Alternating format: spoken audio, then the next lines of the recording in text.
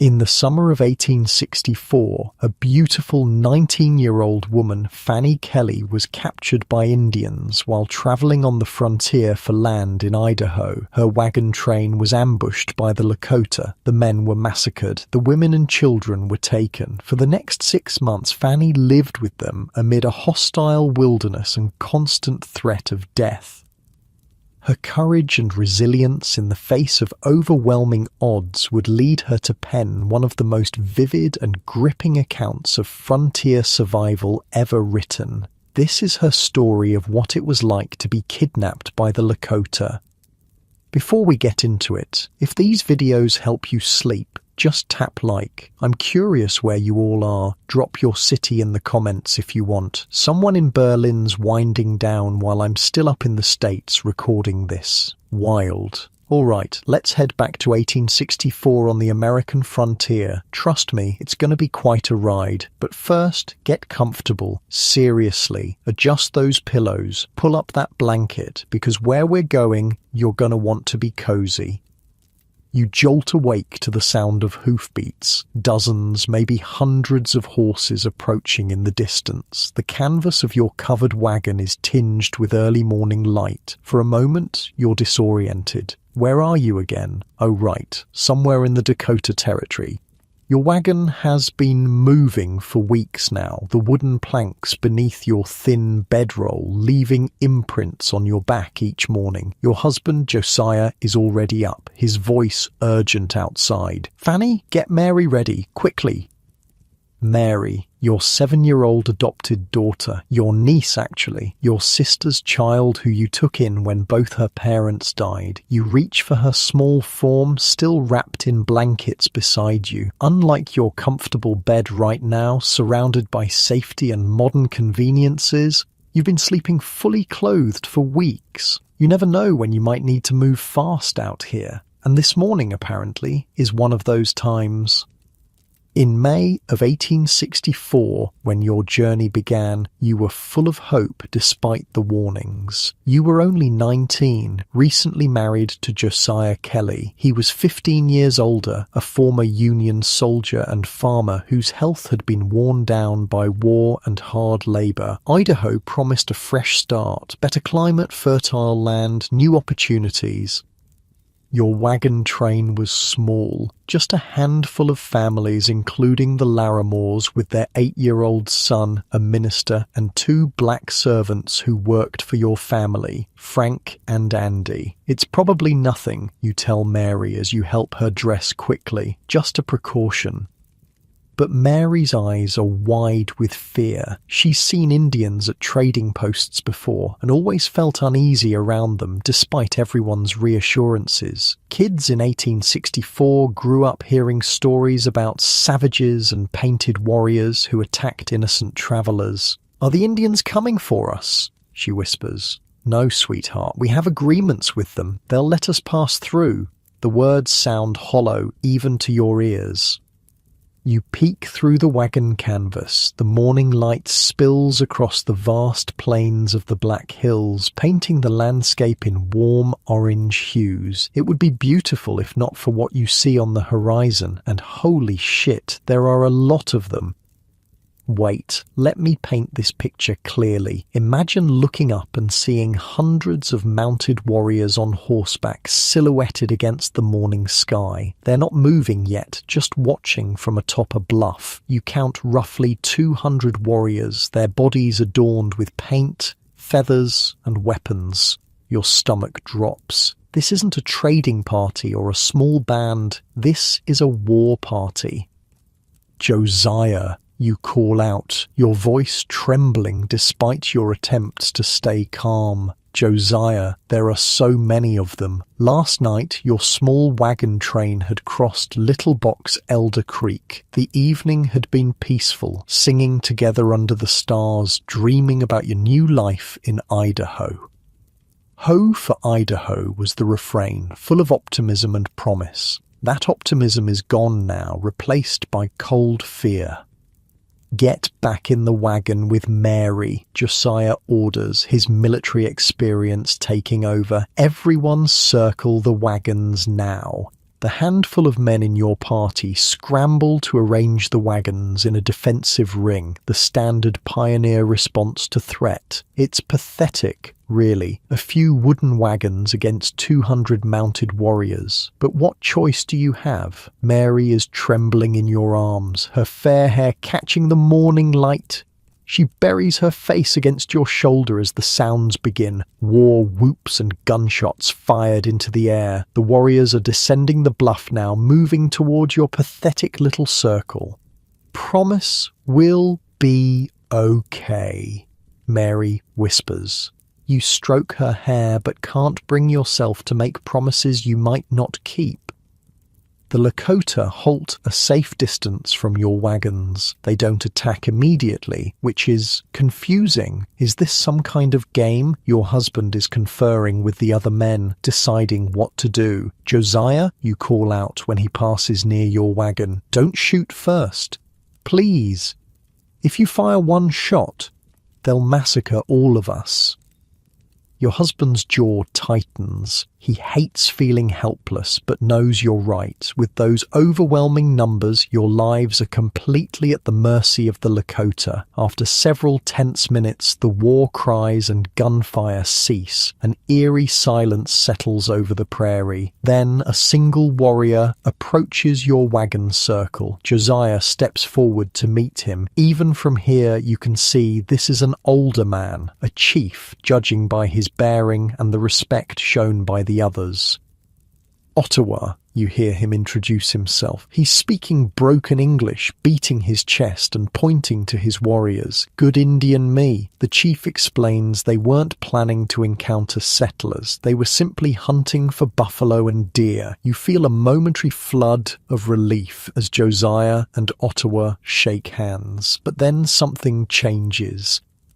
The rest of the warriors suddenly push forward, flooding into your wagon circle. They're smiling, nodding, extending hands for shakes, but there's something predatory in their movements. They're scanning everything, taking inventory. Mary looks up at you with the same expression she had at those trading posts, like she knew something the adults didn't, like she could see through the pretense. Trading, Chief Ottawa insists. We trade. Josiah, desperate to keep peace, agrees, but it quickly becomes apparent this isn't trading, it's taking. The warriors are becoming more brazen by the minute, seizing whatever catches their eye. You're thinking, why aren't we moving? Why are we just sitting here letting this happen? But Josiah's strategy becomes clear. He's stalling. The Oregon Trail is well traveled. If another wagon train or military patrol comes along, the Lakota might withdraw. It's a desperate plan, but it's something. I don't like this, Mary whispers. Their smiles aren't real. Smart kid, because when one warrior reaches for Josiah's gun, the facade cracks. Your husband pulls back, finally showing resistance. No, he says firmly, hand on his weapon. The tension spikes immediately. This is it. The moment everything explodes. But then Ottawa intervenes, telling his warriors the trading is done. He instructs your party to continue down the trail. The relief is palpable as you organize to move out. But here's the thing. The Lakota follow closely behind and alongside your wagons. This isn't over. Why are they still following us? You ask Josiah when he checks on you and Mary. I don't know, he admits, but keep Mary close. An hour later, your wagon train approaches a narrow valley surrounded by rocks. Josiah, whose military experience has kept him alert to tactical disadvantages, stops the procession. We're not going in there, he tells Ottawa firmly when the chief asks why you've stopped. Even with your limited experience, you can see why. The valley is a perfect location for an ambush. High ground on all sides, limited escape routes. Josiah is refusing to lead your party into such an obvious trap. The tension builds again until Ottawa makes another suggestion, sharing a meal before parting ways. You think, is this really happening? We're going to have a picnic with the people who might be planning to kill us? But again, what choice do you have? Your party begins preparing provisions, desperate to maintain peace. In the hurry and confusion, people scatter to collect firewood, gather supplies, prepare food. Josiah and Andy head into the nearby forest for wood. You stay with Mary, keeping her close as you help with meal preparations. You don't realize until the crack of a gunshot splits the air. One of your fellow travelers jerks backward, dead before he hits the ground. Chaos erupts. War cries, arrows flying, bullets. Frank, one of your black servants, rushes toward you but collapses at your feet, his body pierced by several arrows. The Lakota have finally shown their true intentions. You clutch Mary to your chest, pressing her face against you to shield her from the horror unfolding around you. Gunpowder smoke fills the air as screams and war whoops create a terrifying cacophony. In the trees, Josiah and Andy hear the commotion and run toward the wagons. But when they see the smoke and chaos, the overwhelming number of warriors, they make a devastating calculation. They can't save you. Attempting to would only mean their certain death. Your husband disappears back into the forest. You don't see him go. You're too focused on keeping Mary safe, standing perfectly still, hoping that if you don't appear threatening, the warriors might spare you. The Lakota, having quickly eliminated any resistance, turn their attention to looting the wagons. Their tomahawks, some still dripping with blood, smash open trunks and chests containing family heirlooms. They empty bags of flour into the dirt just to take the bags. Everything of value is being taken or destroyed. The scene is so surreal, it's almost like you're watching it happen to someone else. But Mary's trembling body against yours keeps you anchored in the horrifying reality. When you notice warriors looking your way, you make a desperate decision. You rush to Chief Ottawa, Mary still in your arms. Please, you beg, spare us. We mean no harm. Ottawa seems indifferent. He tells you to be quiet and rests his hand on his revolver to emphasize the point. As you back away, you frantically scan the trees for any sign of Josiah, but he's nowhere to be seen. The Lakota bring Sarah Larimore and her young son to where you're standing. Her husband apparently fled at the start of the attack. Sarah is distraught, crying hysterically as she watches the warriors ransack her family's wagon. Her wailing increases when she sees one warrior examining her wedding dress. Ottawa, irritated by the noise, approaches Sarah with a knife drawn and points the blade directly at her. The message is clear: be quiet or die. Sarah's screams instantly cease. You take this moment to approach Ottawa again, pleading for protection. He hesitates, then does something unexpected. He places a wreath of feathers on your head. You don't understand the significance at the time, but will later learn this is a token of his protection. As the raid concludes, you find yourself, Mary, Sarah, and her son the only survivors, or at least the only ones remaining. The men have either been killed or have fled. Your wagons and valuables are either taken or destroyed.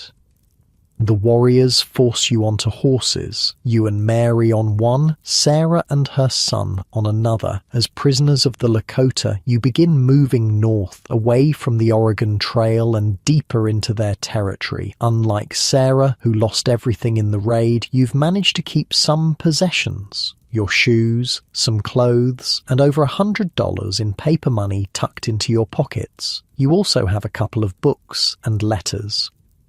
Most importantly, you have Mary, and you still have hope that Josiah will follow and somehow rescue you. As the Lakota war party travels north, you discreetly tear pages from your books, dropping them behind you like breadcrumbs, hoping Josiah or other rescuers might follow the trail.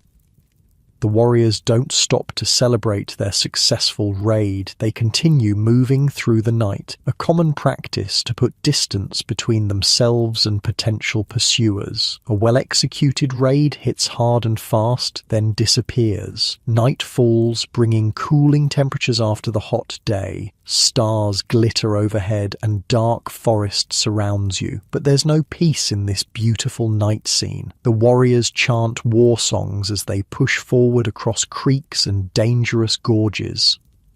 Although the Indians ride near you in the darkness, you realize they might not notice if a small child slipped away. A desperate plan forms in your mind. You whisper to Mary, "We are only a few miles from our camp. I have dropped letters on the way. These papers will guide you back again." Drop gently down and lie on the ground for a little while to avoid being seen, then retrace your steps. "If I can, I will follow you." Mary's face shows fear and reluctance to leave you. You brush your hands through her fair hair, your trembling lips mouthing a silent prayer. When the Lakota riders drift slightly ahead, you lower your 7-year-old adopted daughter to the ground. She quickly disappears into the brush. The warriors don't seem to notice her absence, and you continue moving with the war party. Your heart is torn, devastated to be separated from Mary, but relieved she might escape this nightmare.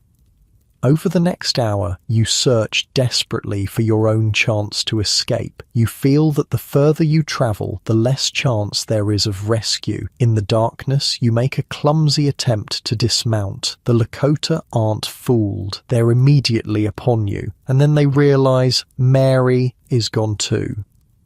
They beat you, demanding to know where the child went. You lie, explaining that Mary had fallen asleep and slipped from the horse and that you were only trying to find her. They clearly don't believe you. The beatings continue as they warn that any further escape attempts will be met with harsher punishment. They tell you they'll search for Mary in the morning, but for now, the journey continues. After several more hours of travel, the war party finally stops to camp for the night, far enough away that they feel safe from pursuers. All night long you remain under close guard, warriors with tomahawks watching your every move. Morning comes, and as promised, some warriors are sent to search for Mary. You never learn if they found her. You pray constantly that she made it back to the trail, found help, and is safe.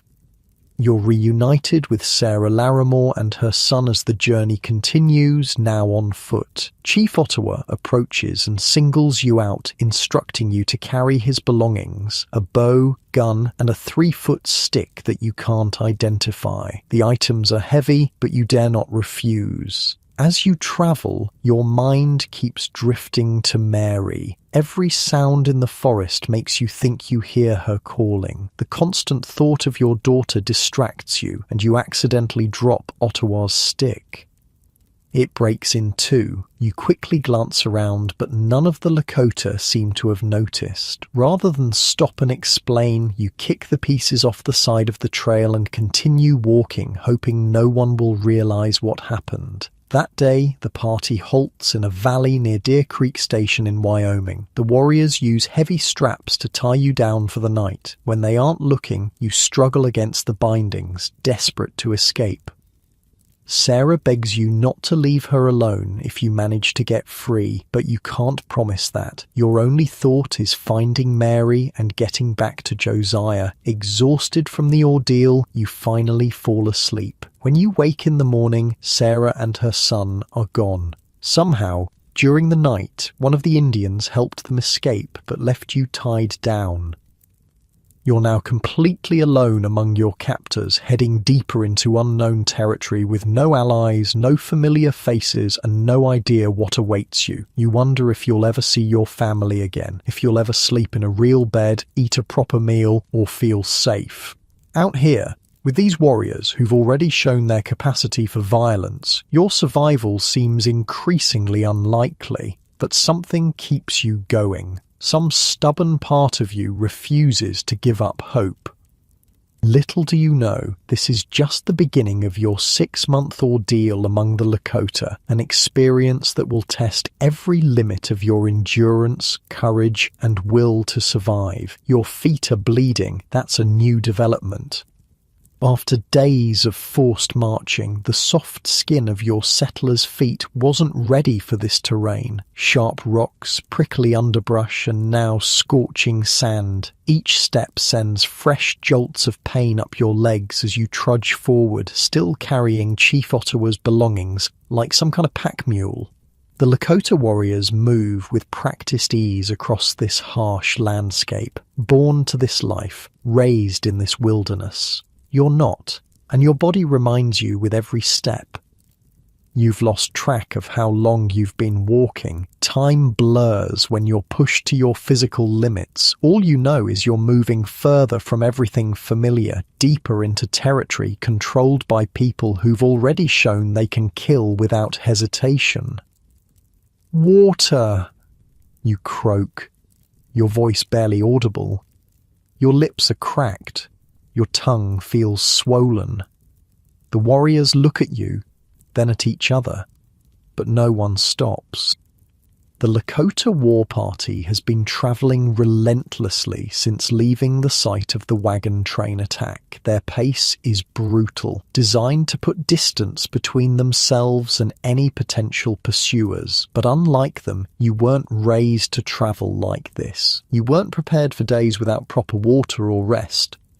Finally, they pause. You collapse to your knees, watching through half-lidded eyes as warriors dig into a creek bed searching for water. When little is found, they drink what's available. None is offered to you. "Christ," you mutter under your breath. "Just one sip." One of the younger warriors glances your way but turns his head. You're not a priority. You're cargo. Property. You force yourself up and keep moving because what other choice do you have? Die here in the dirt? As brutal as captivity is, some stubborn part of you refuses to give up. Night falls after what feels like endless walking. Your legs are trembling from exhaustion, but something different is happening in the camp tonight. The Lakota make a big fire, larger than previous nights, and begin to dance around it. The rhythmic stomping, the chanting, it's unlike the other evenings. This feels ceremonial, important, and somehow that makes it more terrifying. Ottawa stands near the fire, his face transformed by the dancing shadows. He watches you with an intensity that makes your skin crawl. Then suddenly he stops the dancing, turns to you and yells, "Choa Chapa!" Everyone stares at you. You have no idea what he means. "Choa Chapa," he repeats, more aggressively this time. His hand moves to his weapon. You stand frozen, desperately trying to understand what he wants. A young Lakota boy named Wheel approaches, making a puffing motion with his lips. Realization dawns on you with horrible clarity. The pipe. Ottawa wants his pipe. Your mind races back to the 3-foot stick you've been carrying.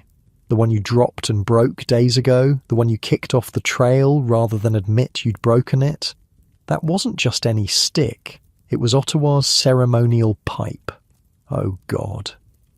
Ottawa's face contorts with rage as he realizes you've lost his sacred pipe. To him, this isn't just carelessness, it's sacrilege. He declares that you must die for this sin. He's saying they're going to kill you. A warrior who knows some English mutters, "Tie you to horse, use for target practice." Your knees go weak as warriors bring forward a horse. Others notch arrows in their bows. They place firebrands in hot coals to make the horse run wild while you're tied to it. You realize with horror, one Indian is sent to retrieve a particularly fast mount. This is actually happening. You drop to your knees, frantically praying, thinking of Mary and Josiah. Ottawa approaches with rope in hand. You've got seconds to live.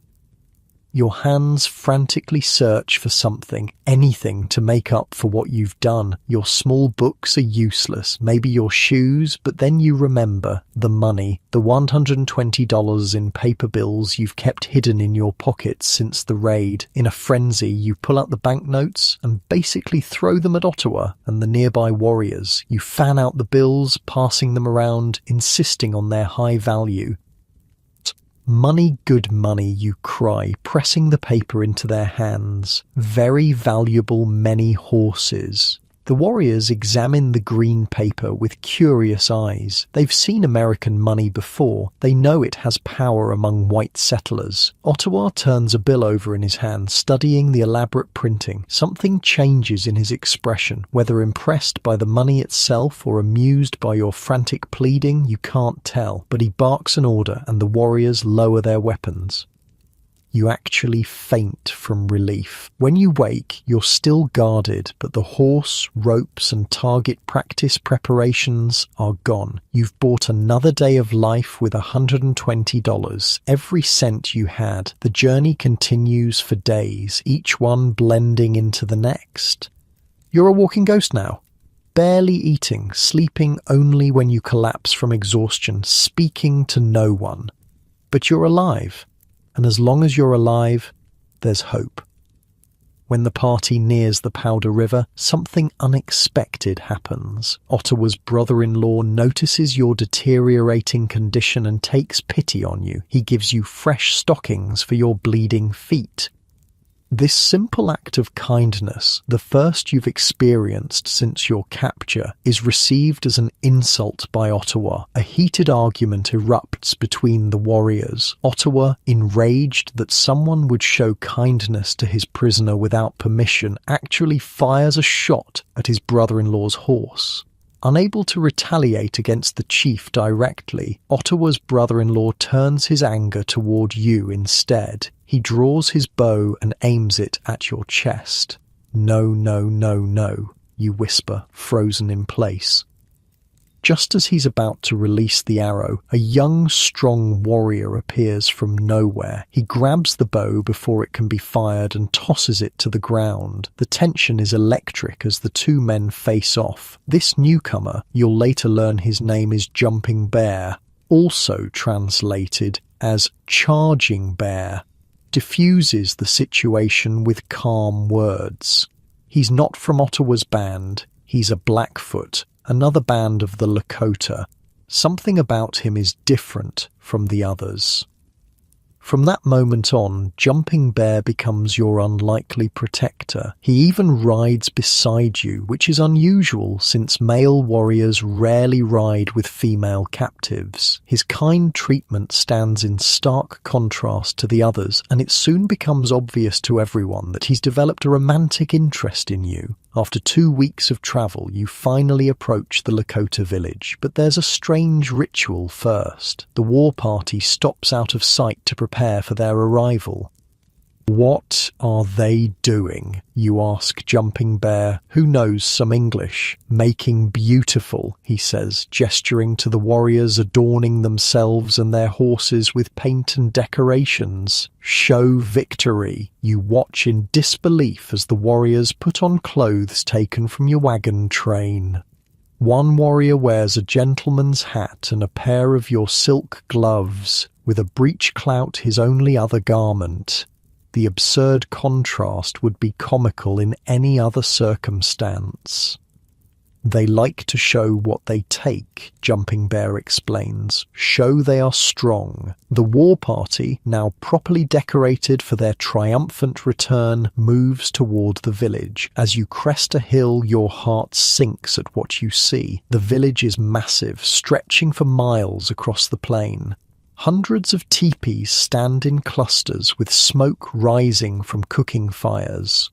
So many, you whisper. Many more than white soldiers, Jumping Bear says matter-of-factly. This just one village. The procession enters the village to much fanfare. People dance and scream as you pass. Children run alongside the horses, pointing at you with curiosity. It's a victory parade, and you're the prize. When you reach Ottawa's lodge, his wives wait outside to receive him. 6 women stand in a line, their expressions ranging from curious to hostile as they eye you. Here, to your dismay, you're separated from Jumping Bear, the one person who's shown you any kindness. You're alone again as the war party disperses and Ottawa leads you toward his wives. You had hoped the women might be more sympathetic to your plight, perhaps even help you escape. Those hopes are immediately crushed. They meet you, petite, white, and obviously terrified, with suspicious looks and crossed arms. You'll later write, "I had so hoped to find sympathy and pity among these women of the forest, but instead I sat cowed and trembling, scarcely daring to breathe." Ottawa enters his teepee, proudly displaying the treasures taken from the raid. His wives immediately begin fighting over the materials and clothes. The eldest wife pulls out a knife and declares that she alone will decide who gets what, threatening to kill anyone who disagrees. Ottawa watches this display with amusement before leaving for a feast. Left alone with these hostile women, you distance yourself, standing apart. Soon, curious visitors arrive. Many women and children from throughout the village come to the chief's tent, apparently to look at you. Captives are clearly a novelty here. Something unexpected catches your attention. Many of the children have fair skin, much lighter than the full-blooded Lakota. Noticing your confusion, one of Ottawa's wives who knows some English explains. "Fort children," she says, gesturing to the fair-skinned toddlers. "Women go to fort, get food, stay with soldiers." She explains that many Lakota women would spend time around places like Fort Laramie to receive rations and goods from soldiers in exchange for companionship. These unions resulted in pale-skinned children who were often teased by full-blooded Indians. "Soldiers take Indian wives until white wife comes," she continues, mimicking a woman being pushed away. "Then Indian wife go back to village with baby." The realization is unsettling. These children are living evidence of the complex, often exploitative relationship between white settlers and native tribes. Judging from the number of fair-skinned children around you, it's a common occurrence. "Child of two worlds," the woman says, touching a small boy's light hair. "Not welcome in either." As days pass, Ottawa's wives and others in the village grow more accustomed to your presence. Their initial hostility softens somewhat. They bring you food and even help dress your wounds from the long journey. One morning, Ottawa enters the teepee with a small Lakota girl. He presents her to you, saying, "Yellowbird, your daughter now." You stare at the child in confusion. "Replace one you lost," he says in broken English. The meaning hits you like a physical blow. This child is meant to replace Mary, but instead of comfort, her presence brings only renewed grief, a stark reminder of your adopted daughter whom you may never see again. Yellowbird approaches you tentatively. She's perhaps 4 or 5 with dark eyes that watch you without fear. Despite your inner turmoil, you find yourself responding to her innocent trust. What else can you do? Reject her and risk angering Ottawa? The oldest wife, seeing your interaction with Yellowbird, unexpectedly shows kindness. She shares her tea with you to help you sleep. Despite her earlier display of temper with the other wives, she's become oddly protective of you. That night, you and Yellowbird curl up together in the teepee. The little girl's warm body next to yours provides an unexpected comfort. You realize it's your first good night's sleep since being taken captive. Sleep, the old wife says, nodding approvingly. Tomorrow, much work. And she's right. Your days quickly fill with labor. Cooking, cleaning, carrying water, scraping hides, gathering wood. You're expected to earn your keep as the lowest-ranking member of the household. The work is back-breaking, especially for someone raised as a white settler with no knowledge of Lakota ways. Your hands blister and bleed as you learn to process buffalo hides. Your back aches from carrying water from the river, but the physical pain is almost welcome. It keeps your mind from dwelling on darker thoughts. No, an older woman says, taking a hide from your hands. Like this. She shows you the proper technique for scraping, her weathered hands moving with practiced efficiency. You try to mimic her movements. Better, she nods, but her expression says it's still not good enough. Everything here requires skills you've never learned. Making pemmican, tanning hides, constructing and breaking down teepees, preserving food for winter. The Lakota women have been doing these tasks since childhood. You're starting from nothing. White hands, a young woman laughs, pointing at your blisters. Soft like baby. You laugh despite yourself. Not soft anymore, you say, showing her your calluses. The woman nods approvingly. Soon strong like Lakota. One morning, a group of women invite you to join them at the river to wash clothes. It's the first time you've been included in a social activity, and you accept eagerly, grateful for any chance to feel human connection. At the riverbank, the women chatter and laugh as they work. You can't understand most of what they're saying, but the camaraderie is familiar. Women working together, sharing the load. For a moment, it almost feels normal, until one woman asks, "You have husband before?" "Yes," you say, thinking of Josiah. "My husband is looking for me." The women exchange glances. One makes a slashing motion across her throat and they all laugh. Your momentary comfort evaporates.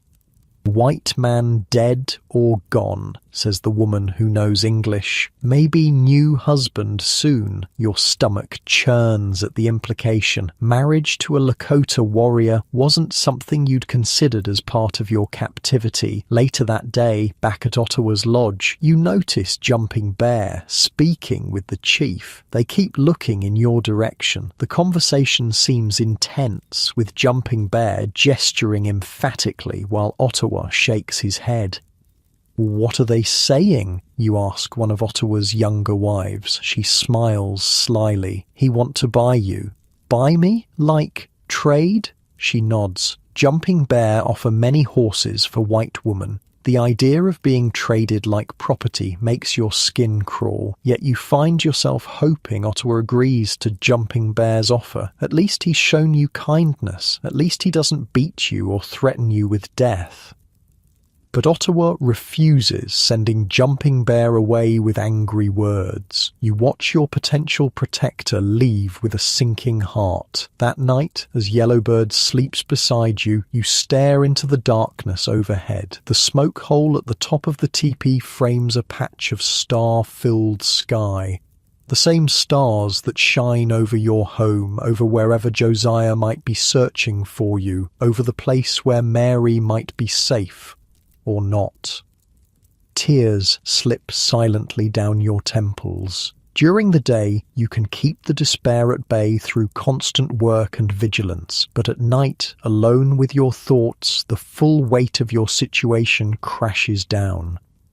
You're hundreds of miles from home, captive among people who see you as property. Your husband, if he's still alive, has no way to find you. Mary is either dead or lost to you forever. No one is coming to your rescue. This teepee, this village, this life of servitude, this might be all you have left, yet somewhere deep inside, beyond the grief and fear, a small flame of determination still burns. You will survive this. You will find a way home. You have to believe that. because the alternative is too unbearable to contemplate. As you drift toward uneasy sleep, you have no idea that your ordeal is just beginning. The Lakota are about to go to war with the United States, and you'll be caught in the middle of a conflict far bigger than your own small tragedy. The smell of roasting meat wakes you. Your stomach growls instantly, a visceral reminder of how little you've eaten these past weeks. You open your eyes to the familiar hide walls of Ottawa's teepee, Yellowbird's small body curled against yours. Something's different today. There's unusual activity outside, more voices, a sense of excitement rippling through the village. Up! Ottawa's eldest wife grunts, nudging you with her foot. Chief, want you. You rise quickly, helping Yellowbird to her feet as well. The little girl has become your shadow, following you everywhere with quiet, watchful eyes. Her presence is both a comfort and a burden, a reminder of Mary, yet also someone who genuinely seems to care whether you live or die. Outside, the July sun beats down on a village transformed by visitors. Warriors from other bands have arrived, their horses increasing the already substantial herd grazing beyond the teepees. Men gather in groups, talking animatedly, examining weapons. What's happening? You ask the eldest wife. She gives you a look that suggests you should already know. Feast day, big council. Ottawa himself appears, dressed more elaborately than you've seen before. Extra feathers, additional paint streaks across his face, his finest beadwork adorning his clothing. Come, he orders you directly. No translation needed. He leads you toward the center of the village where a large fire pit has been prepared. To your surprise, you're directed to sit on a raised platform of sorts, not with the wives or other women, but in a position of visibility. The arrangement makes you deeply uneasy. Why display you like this? Your question is answered as warriors begin to gather. They stare at you openly, some with curiosity, others with unmistakable hostility. You're being presented as a trophy, living proof of Ottawa's successful raid. But that's not the most disturbing thing. As more men assemble, you notice what many of them carry. Scalps, human scalps hanging from their belts, some fresh, some clearly older. Your stomach churns at the sight, knowing these came from people like you, settlers, travellers, perhaps even soldiers. And then it gets worse. The scalps are hung on poles around where you're sitting. This isn't just a feast, it's some kind of war council, and you're literally surrounded by the remains of your people. Jesus, you whisper, fighting the urge to vomit. You focus on your breathing, in through the nose, out through the mouth. Don't show fear, don't show disgust, just survive this moment. Speeches begin, long, passionate declarations in Lakota that you can't understand, but the tone is clear enough. The speakers gesture toward the east frequently. They raise weapons. The crowd responds with approving shouts. They speak of war, says a voice beside you.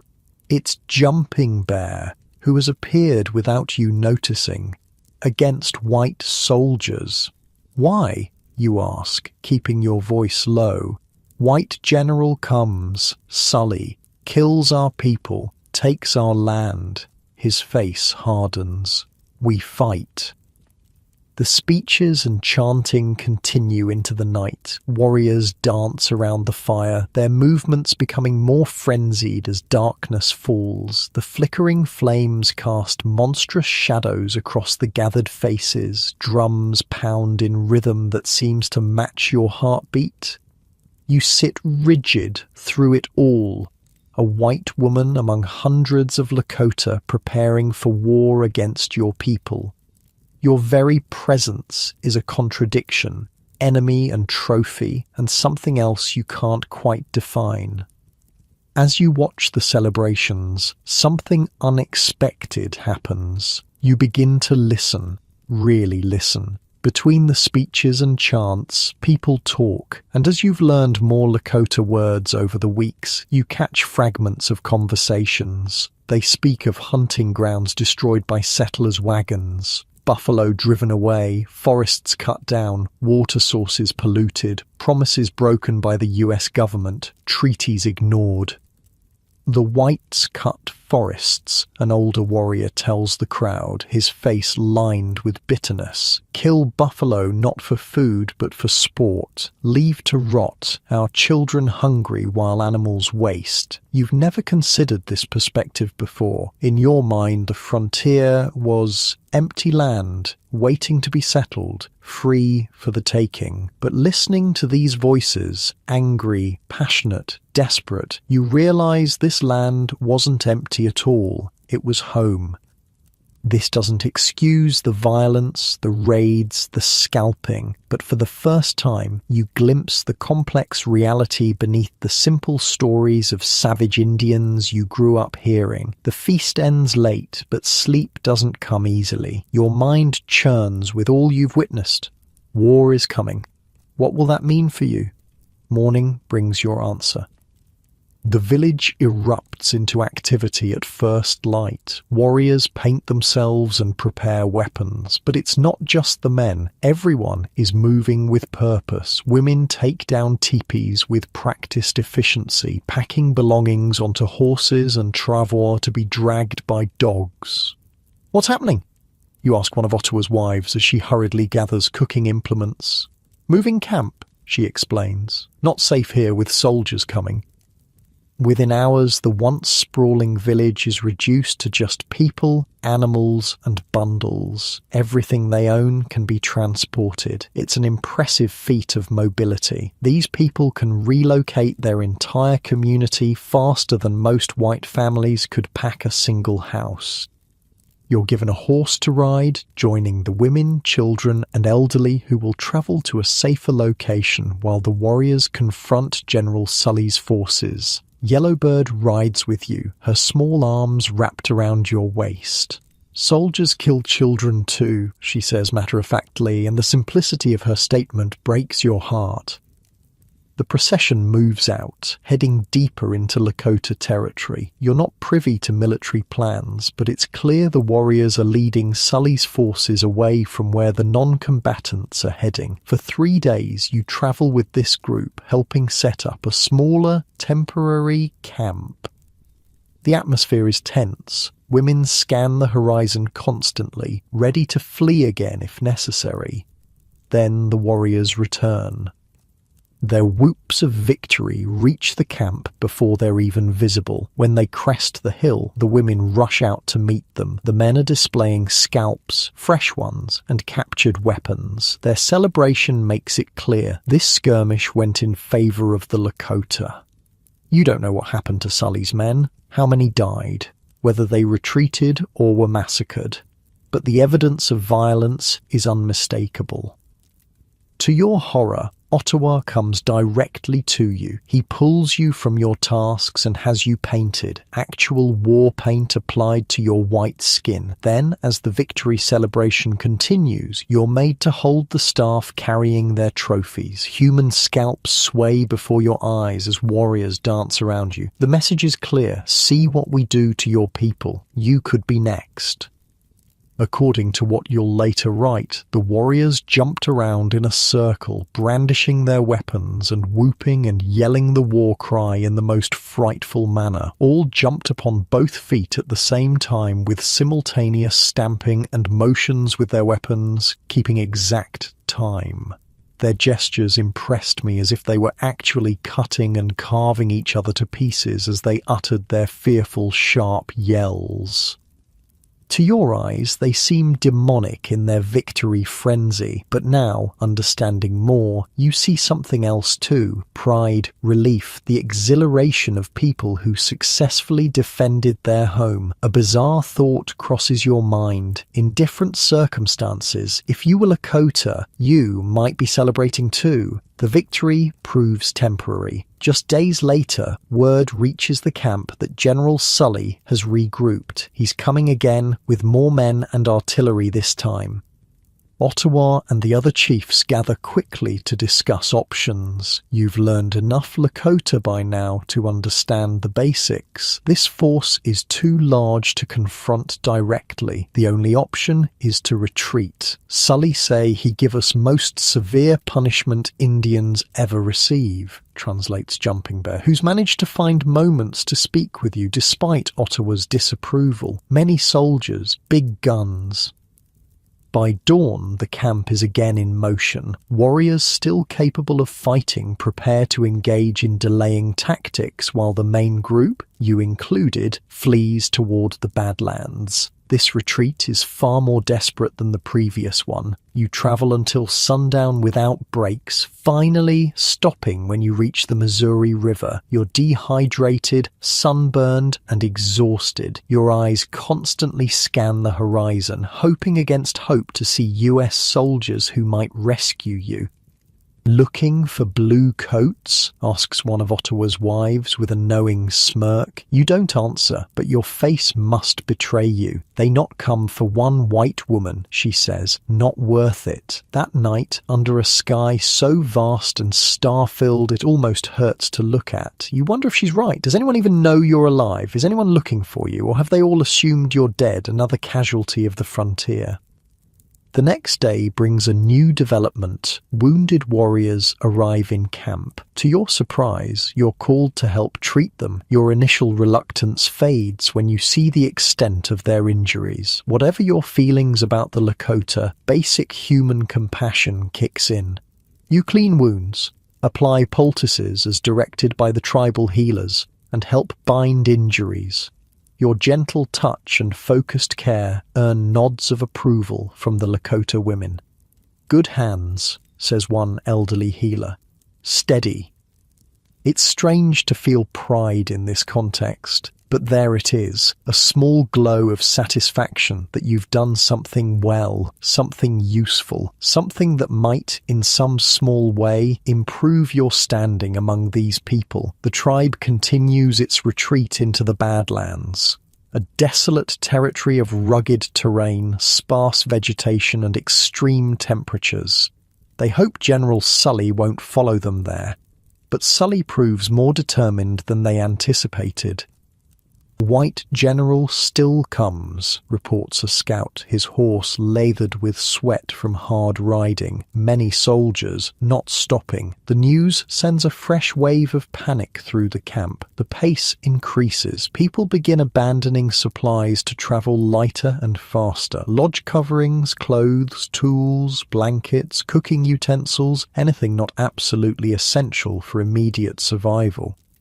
You watch as generations of carefully crafted possessions are left behind. Beautiful beadwork, intricate quill work, items that took months to create, all abandoned in the desperate flight. The horses, already thin from hard travel, are beaten to continue. Some collapse from exhaustion. The tribe pushes on, finally crossing the Yellowstone River to escape Sully's pursuit. Later, when warriors go back to collect some of their abandoned supplies, they return with grim news. Sully's men have burned everything. Teepees, food stores, winter clothing, tools, all deliberately destroyed. "They not want fight us," says Jumping Bear bitterly. "They want starve us, kill by winter."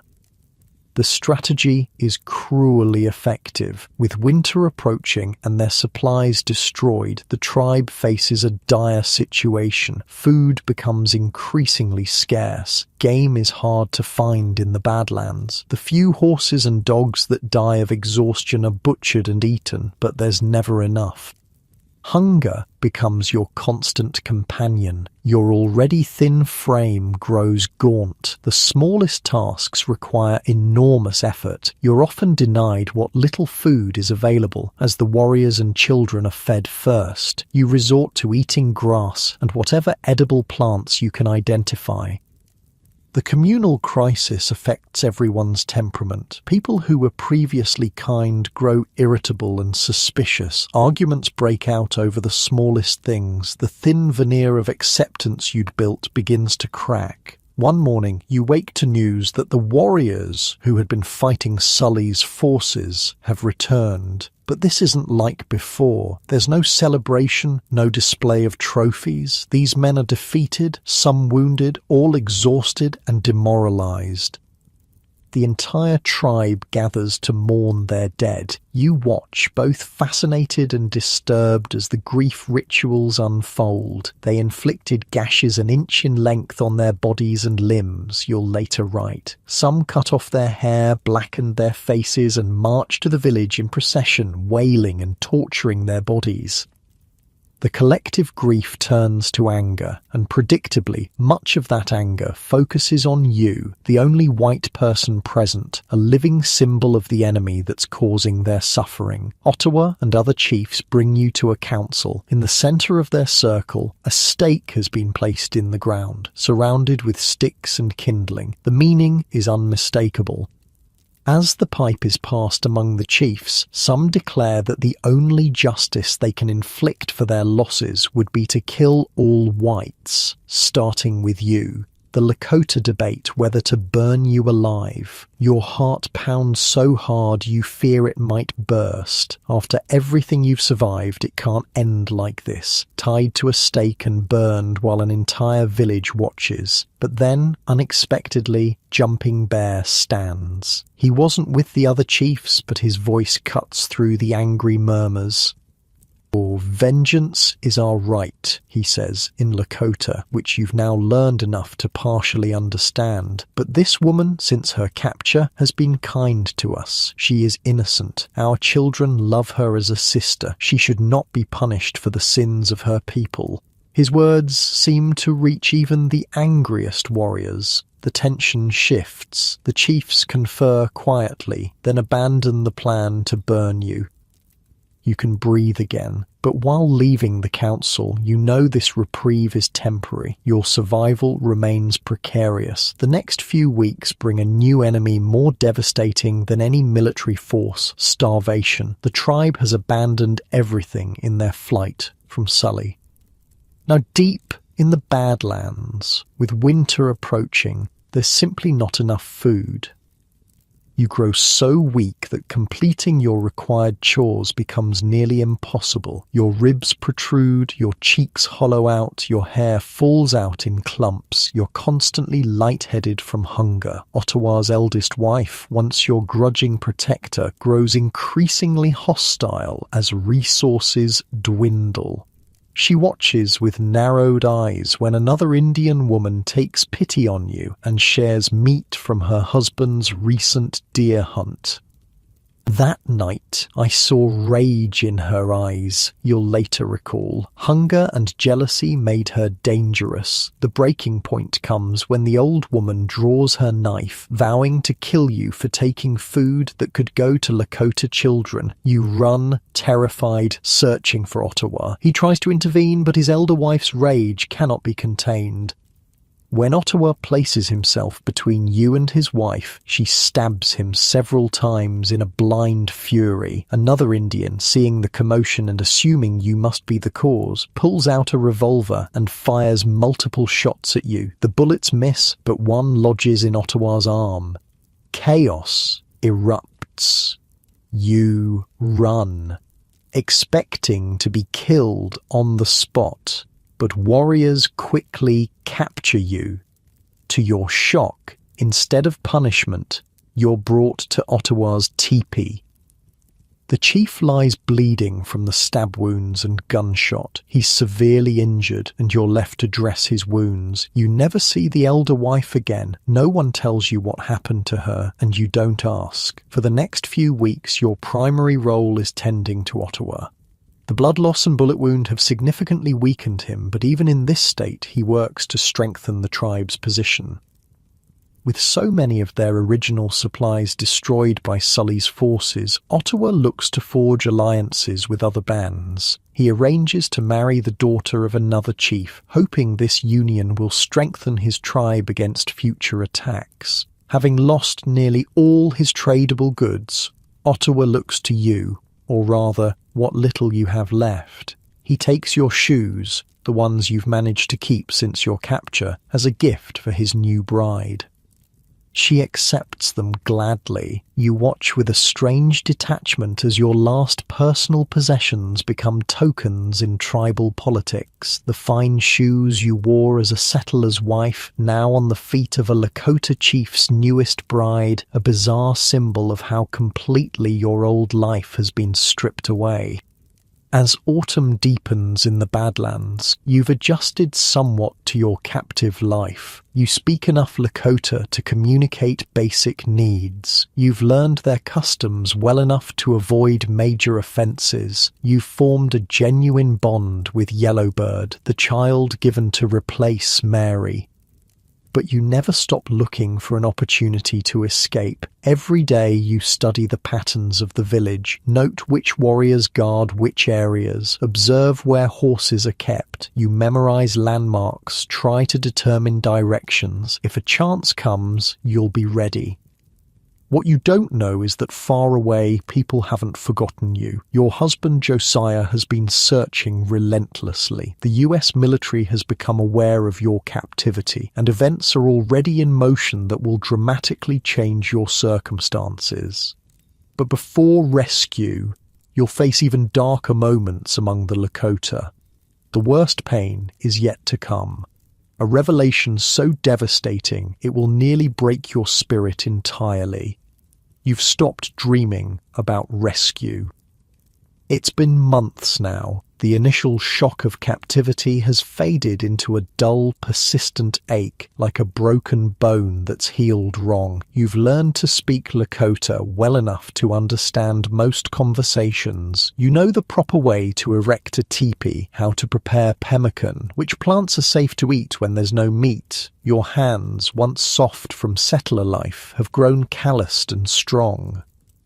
Some nights, lying beside Yellowbird in Ottawa's teepee, you can almost forget this isn't your real life. Almost. But then morning comes, and with it the knowledge that you're still a captive, still hundreds of miles from anything familiar, still surrounded by people who see you as property, still uncertain if anyone you loved is alive or searching for you.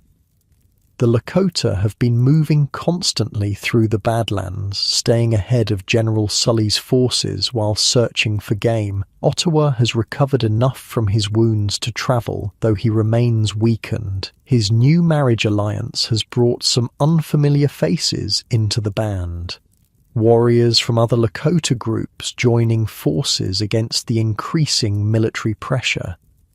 Today's journey is particularly grueling. The terrain is harsh, rocky outcroppings, sparse vegetation, extreme temperature swings between day and night. Water is scarce, forcing long detours to find reliable sources. By midday, your lips are cracked, your throat parched. You ride with Yellowbird, the little girl dozing against your back in the afternoon heat. The child has become your tether to sanity, someone to care for, someone who cares whether you live or die. You've stopped thinking of her as a replacement for Mary and started seeing her as a person in her own right. A warrior you don't recognize rides up beside you. He's from one of the newly allied bands, younger than many, with sharp eyes that study you with unsettling intensity. He doesn't speak, just matches his horse's pace to yours. Something about him makes your skin crawl. You focus straight ahead, hoping he'll lose interest and ride elsewhere. Then you notice what hangs from his saddle. A small shawl, your shawl, the one you wrapped around Mary on that terrible night when you lowered her from the horse and into the darkness. The world seems to stop. Your lungs forget how to draw air. Your vision narrows to that single piece of cloth, frayed at the edges now, stained with dirt, but unmistakably yours. Unmistakably Mary's. Then you see what hangs beside it. A small scalp with fair hair. No, you whisper, the word barely audible over the pounding of blood in your ears. The warrior notices your gaze. His face remains impassive, but there's a glint in his eye. Pleasure at your recognition, your horror. You fall from your horse. Later, you'll write that you dropped to the ground as if dead, and in that moment, part of you does die. Every hope you've secretly harboured, that Mary escaped, that she found help, that she's safe somewhere, perhaps even reunited with Josiah, all of it collapses under the unbearable weight of what hangs from that warrior's saddle. My eyes rested on the frightful sight, you'll later write. I trembled in my saddle and grasped the air for support. A blood-red cloud seemed to come between me and the outer world. You lie in the dirt, unable to move, barely able to breathe. The warriors try to get you to stand, to continue the journey. You beg them to kill you. They don't. They simply leave you there. After what feels like hours, someone helps you back onto your horse. Yellowbird's small hands touch your face, wiping away tears you didn't know were falling. "Why sad?" she asks in Lakota. You can't answer. How do you explain to a child that you've just seen proof her people murdered your child? That the girl you were forced to abandon is definitely dead, her hair taken as a trophy by the very people you now live among? Sick, you manage to say. Heart sick.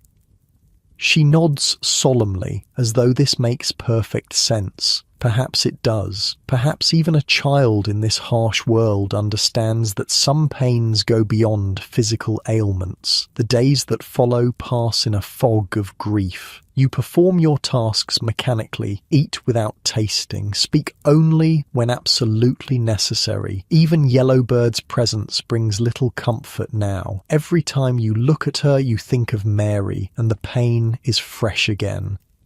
You now understand why Ottawa gave Yellowbird to you, what he meant when he said she was to replace the one you lost. He knew all along. They all knew.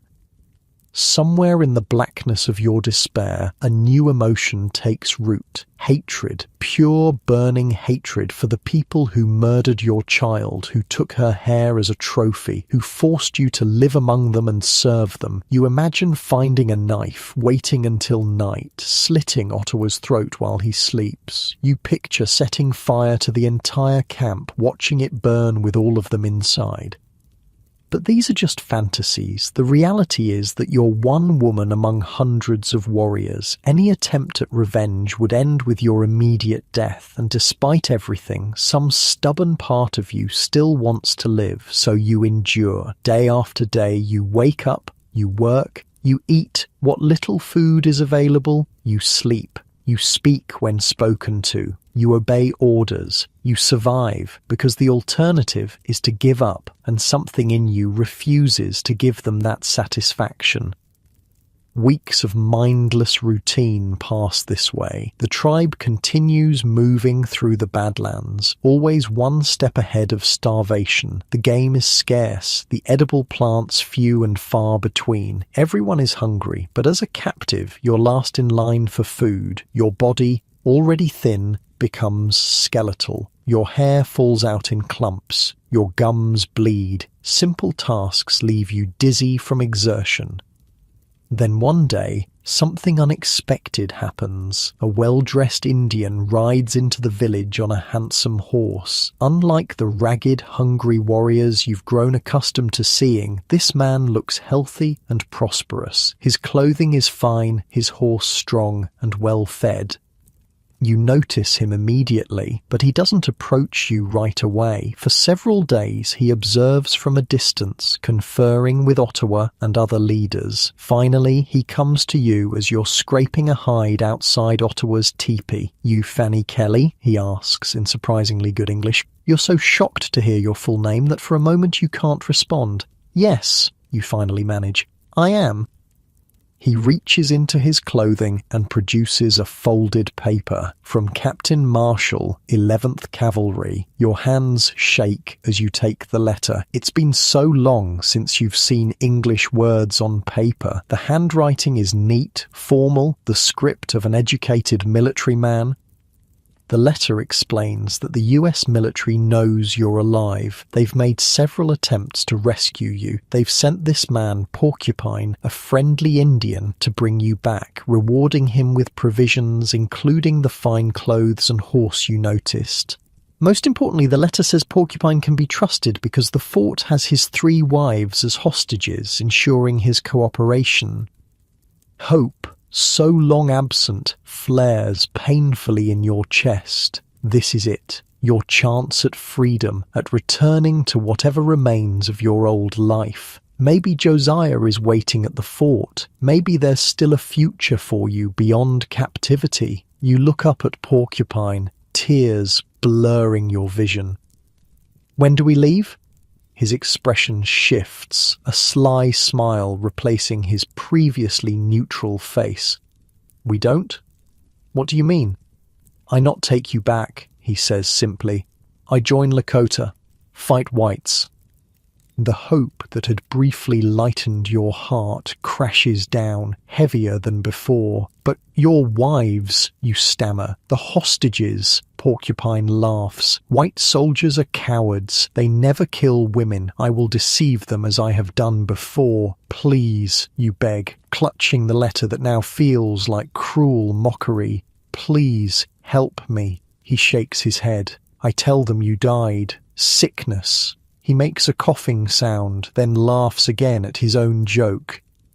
With that, he walks away, leaving you kneeling in the dirt, the letter crumpled in your fist. This betrayal, learning that people know where you are but still can't help you, is almost as devastating as discovering Mary's fate. Almost, but not quite. Nothing could match that pain. Still you cling to one small comfort. People are looking for you. The military knows you exist. Your captivity hasn't been forgotten by the outside world. It's a thin thread of hope, but you grasp it tightly. The tribe continues to struggle with starvation as they stay in the Badlands. The warriors hunt constantly but return with less and less game. The women dig for roots, gather what edible plants they can find, but it's never enough. Children cry from hunger. Even the dogs grow gaunt, their ribs visible through matted fur. One day, you narrowly escape a prairie fire that sweeps through the area where you're gathering plants. You run back to camp, breathless, only to find Ottawa's newest wife waiting with fresh accusations. You bring bad luck, she hisses in Lakota. Since you come, only bad things happen. You've learned enough about Lakota beliefs to know many consider you a bad medicine, a source of misfortune. Some believe your presence is why game is scarce, why Sully pursues them so relentlessly, why the weather has been particularly harsh. That's not true, you reply, in her language. These things would happen whether I was here or not. She spits at your feet. Ottawa should have killed you long ago.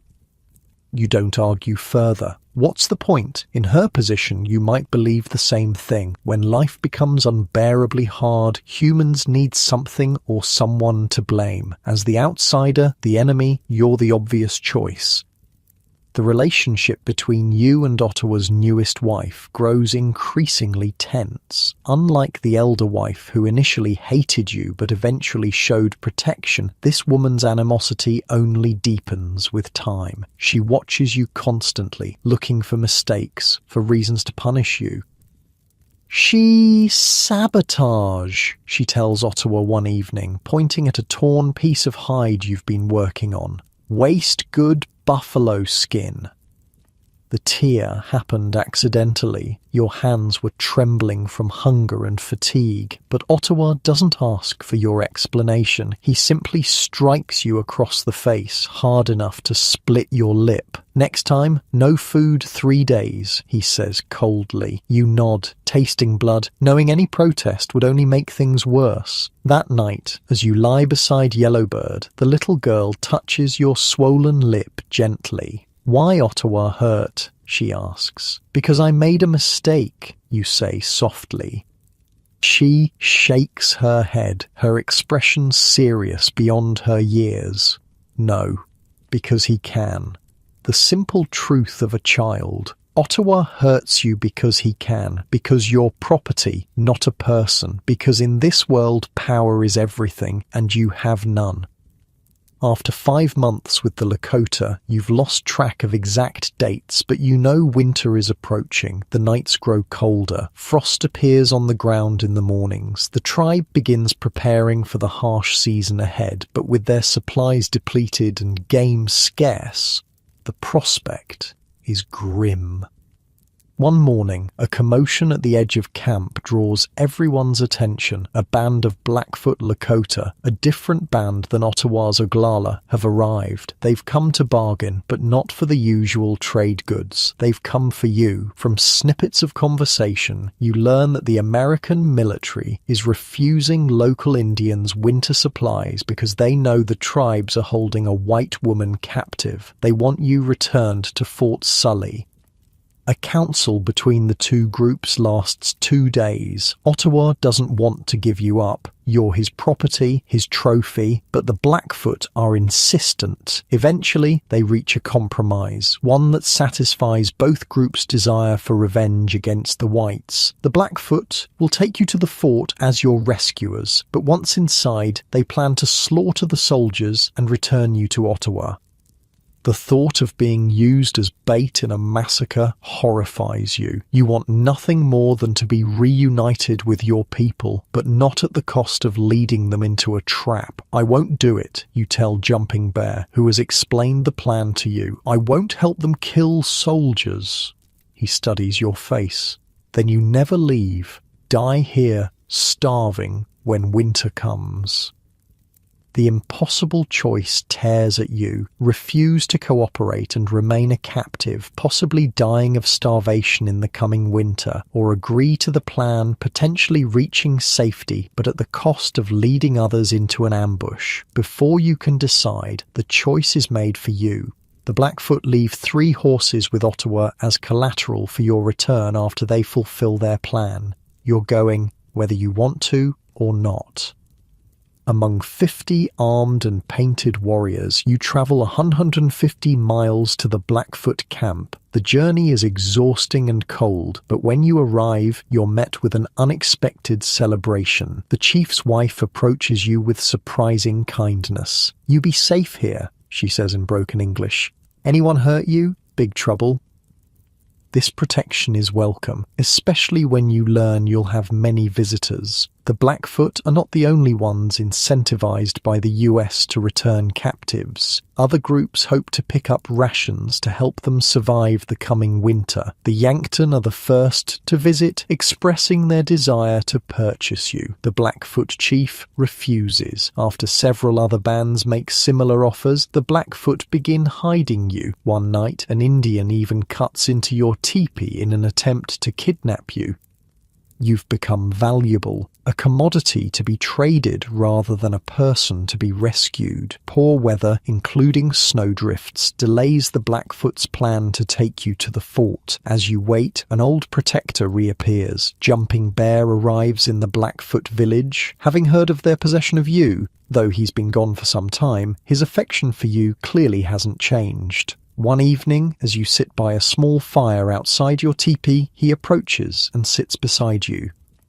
"I think of you," he says simply, "many days, many nights." You don't know how to respond. This man has protected you multiple times, shown you kindness when others showed cruelty, but he's still one of them, the people who killed Mary, who've kept you captive, who've made your life a waking nightmare for months. Yet looking at him now, his face lined with genuine concern, you see an opportunity, perhaps your only opportunity.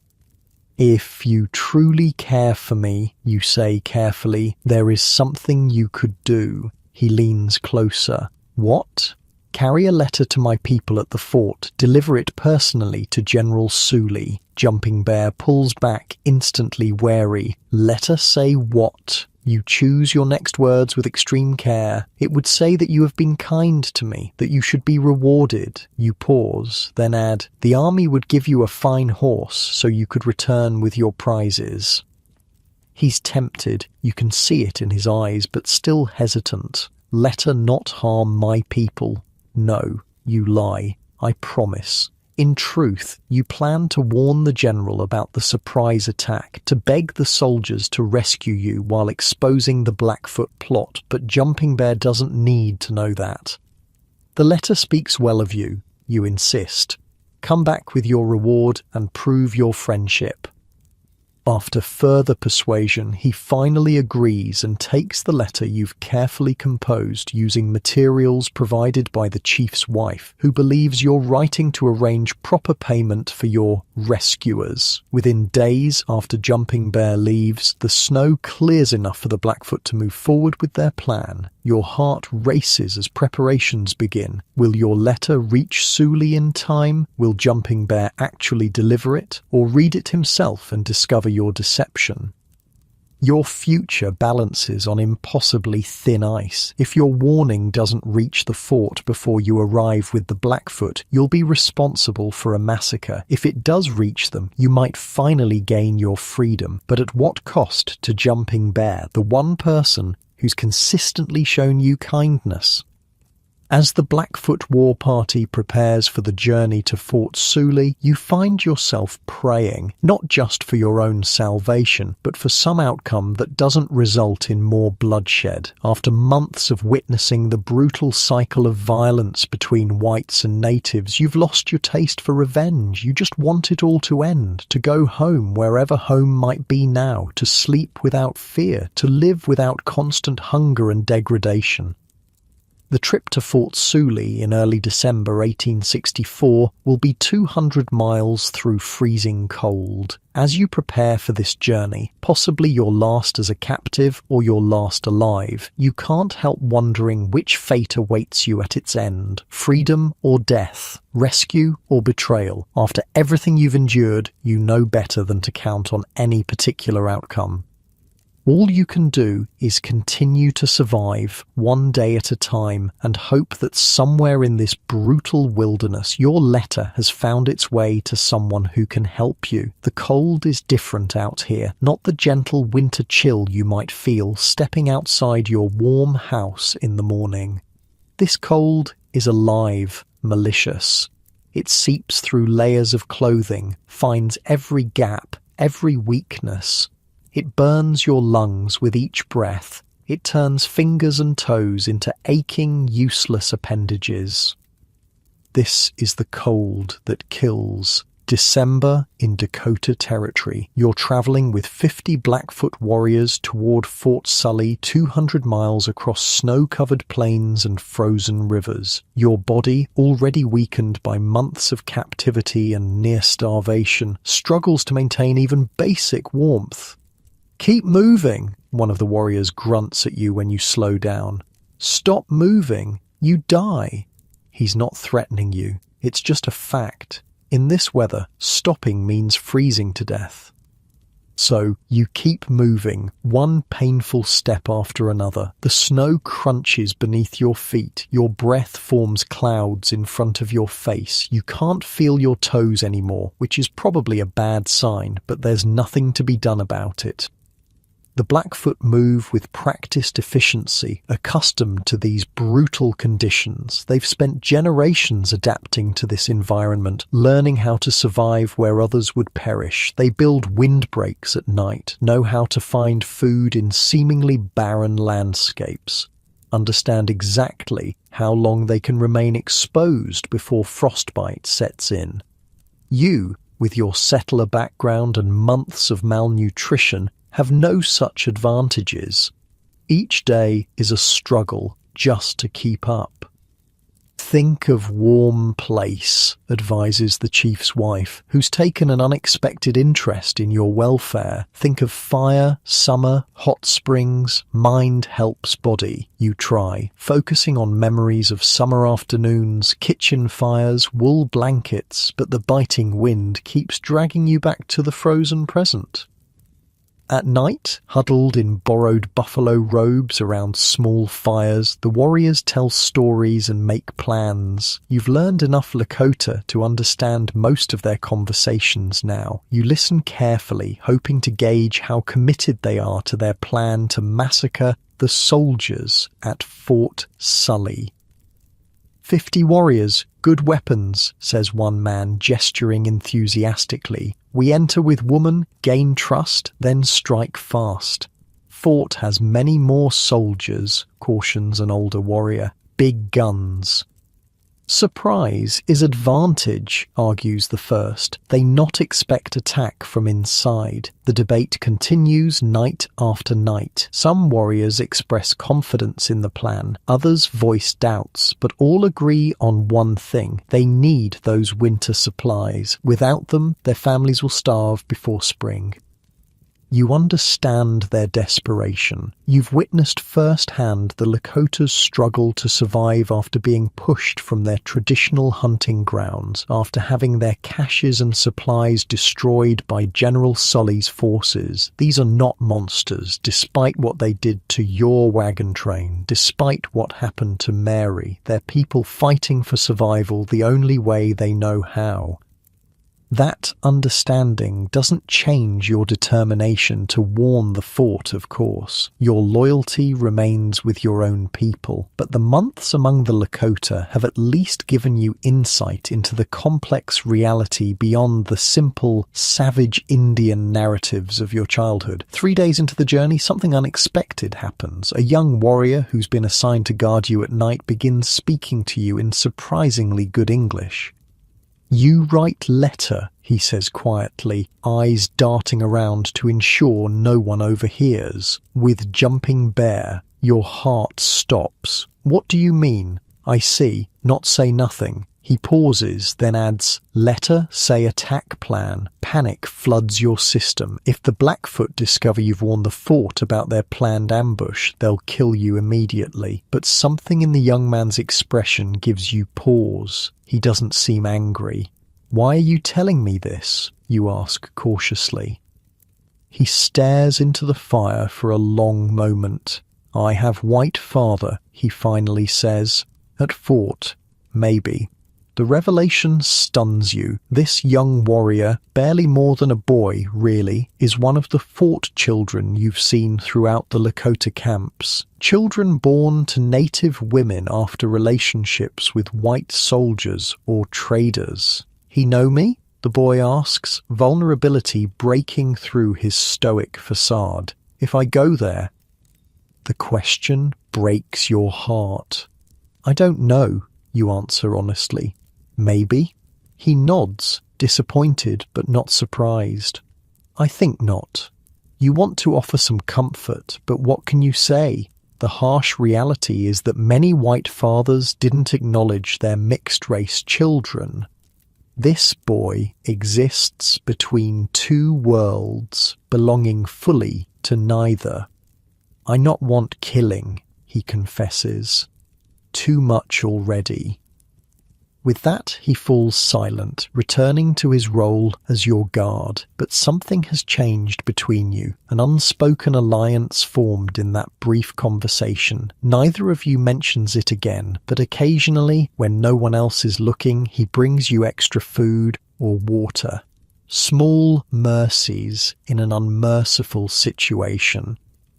As the journey continues, your physical condition deteriorates. The combination of cold, inadequate food, and exhaustion takes its toll. Fever sets in, bringing with it delirious dreams where past and present blur together. You see Mary calling to you from snow-covered hills. You see Josiah searching for you in endless forests. You see Ottawa's knife, the warrior's scalp collection, the flames of the council fire where they debated burning you alive. She dying, you hear someone say through the fog of your fever. No good to trade, dead woman. Keep moving, another voice insists. Reach fort soon. Hands lift you onto a horse when you can no longer walk. Someone wraps an extra buffalo robe around your shoulders. The journey continues. Your awareness fading in and out like a candle flame in the wind. After what feels like both an eternity and an instant, the fever breaks, leaving you weak but lucid. The chief's wife offers a bitter herbal tea. "Drink," she orders. "Make strength." You obey, gagging at the taste, but recognizing the kindness behind the gesture. With the fever gone, you realize how close you came to dying, not from Lakota weapons or cruelty, but from the simple brutality of winter on the plains. 2 days more, the chief tells you through his wife's translation, then fought 2 more days. After nearly 6 months of captivity, freedom is just 2 days away. If your letter reached General Sully, if Jumping Bear kept his word, if the fort doesn't just shoot at the approaching war party without asking questions, so many ifs.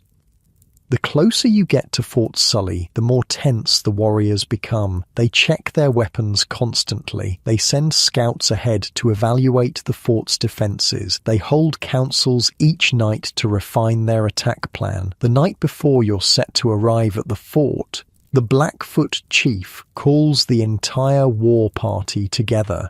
You're brought to sit near the fire, not as a participant in their council, but as the central object of their scheme. The chief stands, firelight casting dramatic shadows across his painted face. He speaks in Lakota, but you understand most of it now. "Friends and sons, listen to my words," he begins, his voice carrying across the silent camp. "You are a great and powerful band of our people. The inferior race who have encroached on our rights and territories justly deserve hatred and destruction." Murmurs of agreement rise from the gathered warriors. The chief continues, his rhetoric building in intensity. "These intruders came among us, and we took them by the hand. We believed them to be friends and true speakers. They have shown us how false and cruel they can be. They build forts to live in and shoot from their big guns. Our people fall before them. Our game is chased from the hills. Our women are taken from us or won to forsake our lodges, wronged and deceived." He pauses, letting the grievances sink in, then delivers his call to action. "Meet them with equal cunning. Show them no mercy. They are but few, we are many. Whet your knives and string your bows. Sharpen the tomahawk and load the rifle." The warriors grunt with approval, their faces hardening with resolve. You sit perfectly still, trying to appear impassive while your mind races. This is really happening. Tomorrow, these men will attempt to enter Fort Sully under the guise of returning you, then slaughter everyone inside. Unless your letter reached them, unless they're prepared, you sleep fitfully that night, if it can even be called sleep. Every time you close your eyes, you see flashes of violence, imagined scenes of what tomorrow might bring. Either way, blood will be spilled. Either the soldiers or these warriors will die. There seems no path to a peaceful resolution.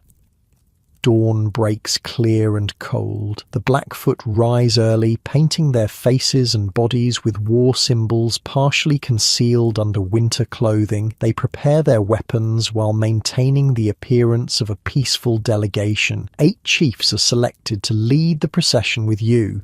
The rest of the war party will follow at a distance, ready to rush the fort once the gates open.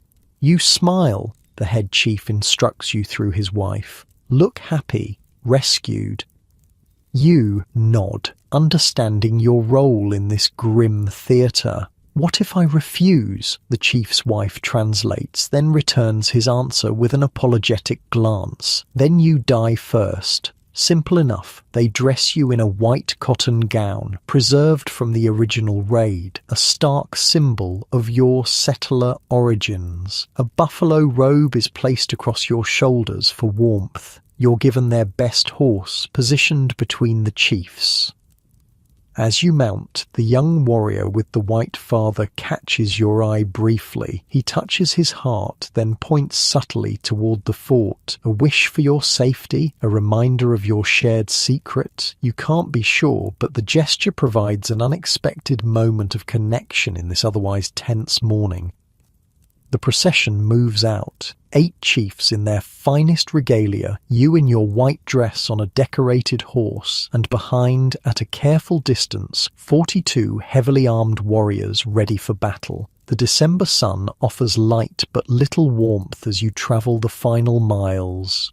Snow blankets the landscape, creating an eerie stillness broken only by the sound of hooves and the occasional snort of horses. No one speaks. The moment for words has passed. Now comes action. Fort Sully appears on the horizon, a wooden structure rising from the white plains like an island in a frozen sea. Smoke rises from chimneys inside. American flags snap in the winter wind. Guards visible on the walls are small figures in blue against the pale sky. Your heart pounds so hard it seems impossible the chiefs riding beside you can't hear it. After almost 7 months in captivity, you're looking at a US military fort, your people, safety. If you can just get inside, if your letter reached them, the fort grows larger as you approach. You can make out individual soldiers now, their rifles glinting in the sunlight. They've spotted your group. There's movement along the walls, more men appearing, weapons ready. Look happy, the chief reminds you in Lakota. Smile. You arrange your features into what you hope resembles joy rather than terror. The chiefs maintain dignified expressions, betraying nothing of their true intentions. When you're about 100 yards from the gate, the chiefs halt the procession. The war party behind you also stops, waiting at a distance that won't raise immediate alarm but allows them to charge quickly when needed. This is it, the moment everything hinges on. A small gate opens. A captain, several officers, and an interpreter exit the fort, approaching your group cautiously. Their eyes move between the chiefs and you, assessing the situation. The captain steps forward, his gaze finding yours. "Fanny Kelly?" he asks. 2 words. "Your name?" Spoken by an American, by someone who knows who you are, who's expecting you. It takes everything in you not to collapse with relief. "Am I free?" you whisper, your voice cracking from emotion and disuse. "Am I free indeed?" The captain's response comes in a whisper that only you can hear. "Yes." Everything after that happens in a blur of motion. The soldiers welcome you and the accompanying chiefs into the fort. The chiefs, believing their plan is working perfectly, signal for the rest of the war party to approach the gate. But as soon as the chiefs are inside, the pleasant demeanor of the soldiers vanishes. A loud voice booms out, ordering the gates closed. Armed men appear on the walls, rifles aimed at the approaching warriors. The trap has been reversed. The ambushers have become the ambushed. The Blackfoot war party, seeing their chiefs taken hostage and the fort's defences mobilised, pull back out of rifle range. Inside, the chiefs realise they've been betrayed. Their faces contort with fury as they look at you. "You!" the head chief snarls in Lakota, lunging toward you before soldiers restrain him. "You warned them!" You say nothing. You don't need to. In that moment, you know Jumping Bear delivered your letter. He kept his word despite knowing what it might contain. He chose your safety over his people's plan. The soldiers quickly secure the chiefs as hostages. The interpreter explains that they will be held until the rest of the war party disperses. No blood is shed, at least not yet. The situation balances on a knife's edge, but for the moment, violence has been averted.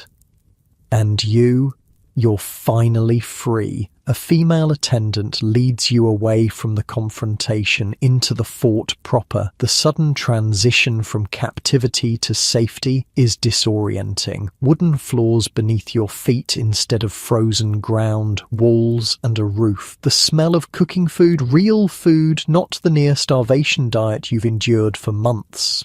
"You're safe now, Mrs. Kelly," the woman says gently, guiding you to a chair. "You're among friends."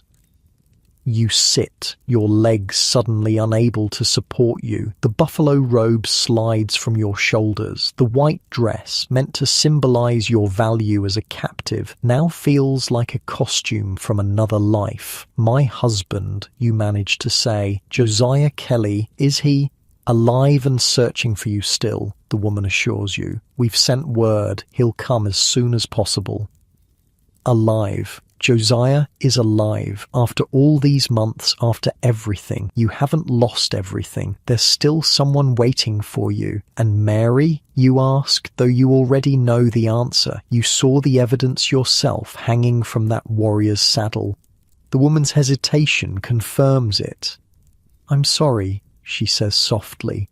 "The search parties found remains, a child matching her description."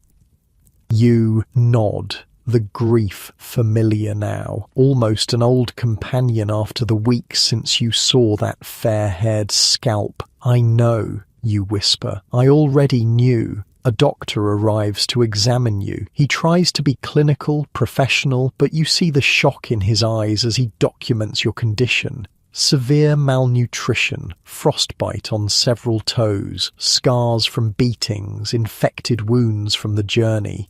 You've been living so long with these ailments that you've almost forgotten they're not normal. "You'll recover," he tells you, though his expression suggests he's not entirely confident. With proper food, rest and care. Food arrives, a bowl of simple broth to start, nothing too rich for your shrunken stomach. You nearly weep at the taste. After months of near starvation, even plain broth tastes like a feast.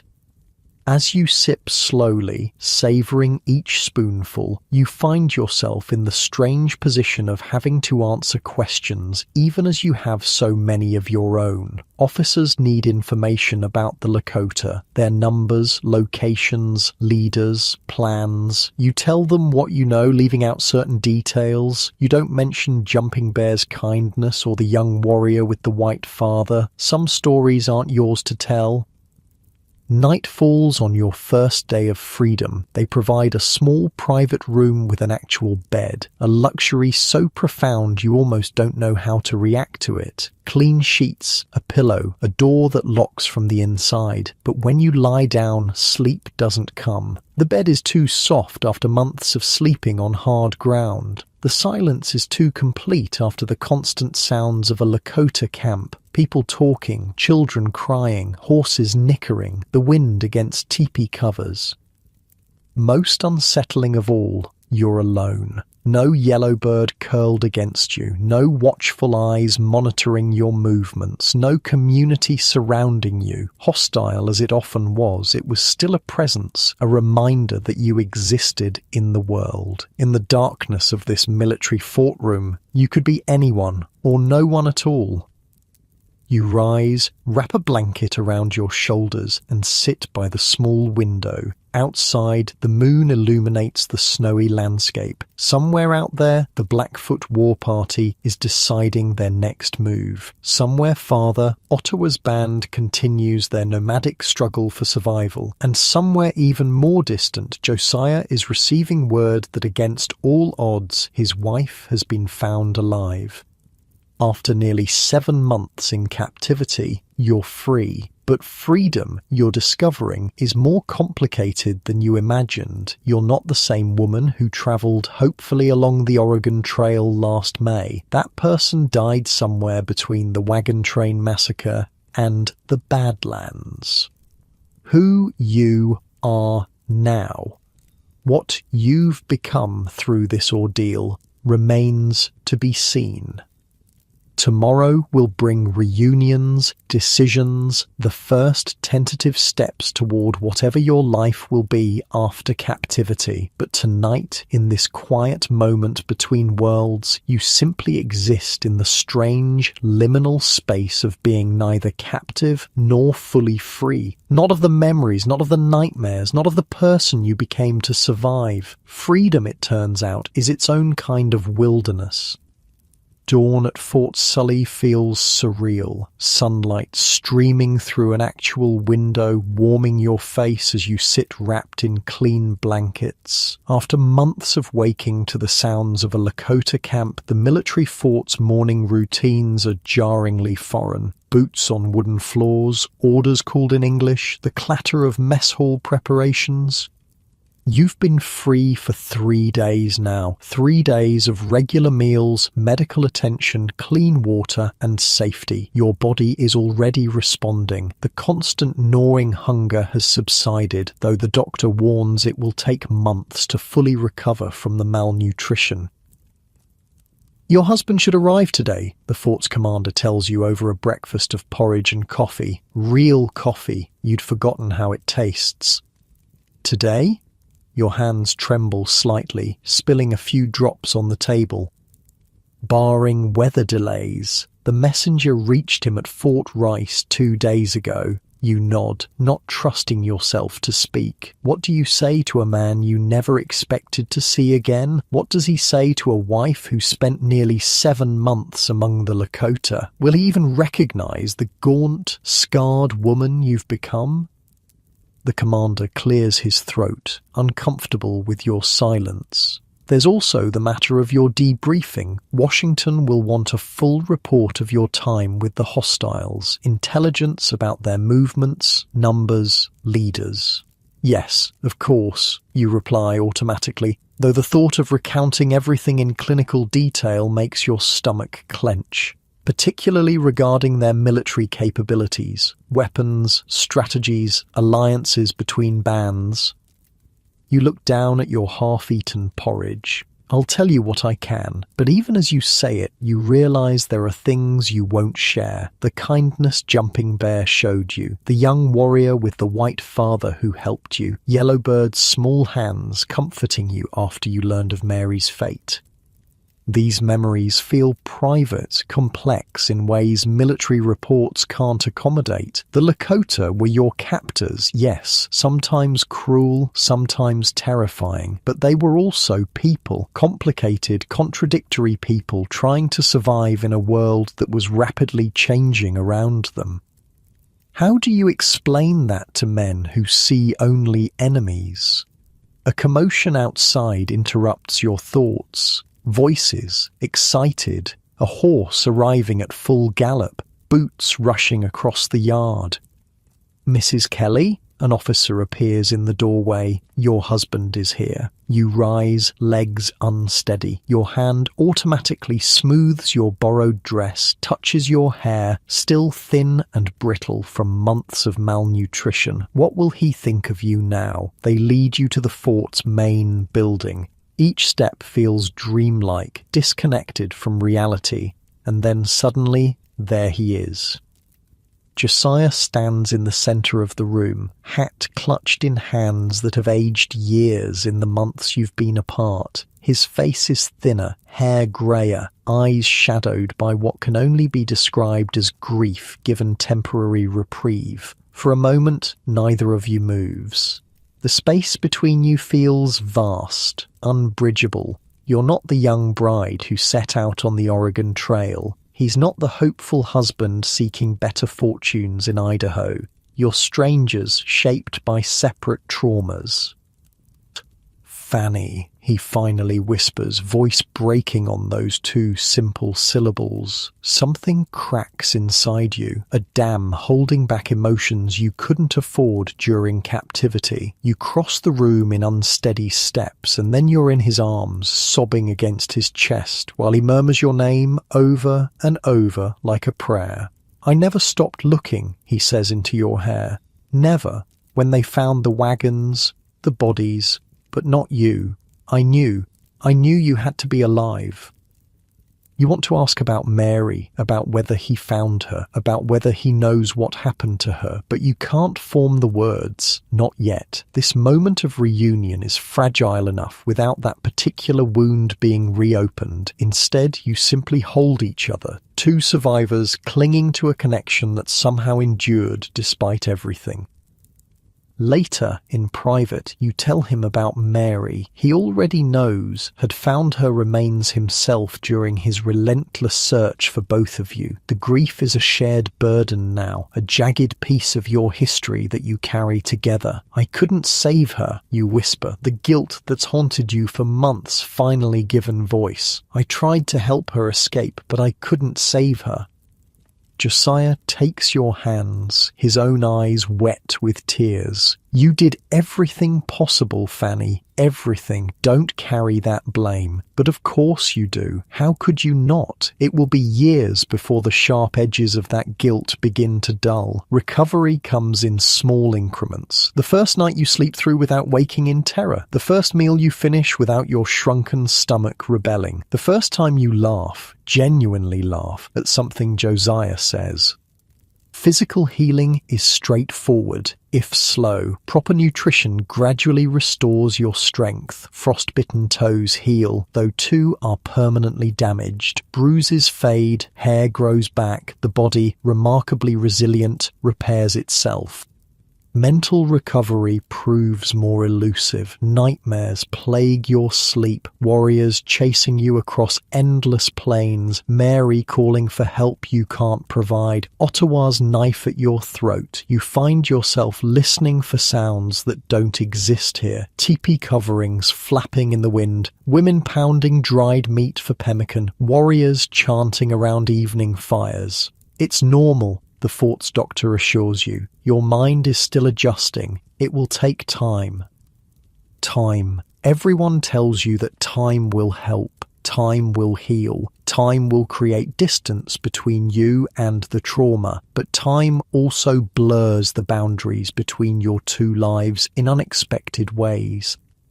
You find yourself automatically rising at dawn, body accustomed to the early starts required in a Lakota camp. You catch yourself using Lakota words for everyday objects. Sometimes you even miss certain aspects of that life. The open sky overhead at night, the communal aspects of women working together, even Yellowbird's small form curled against you in sleep.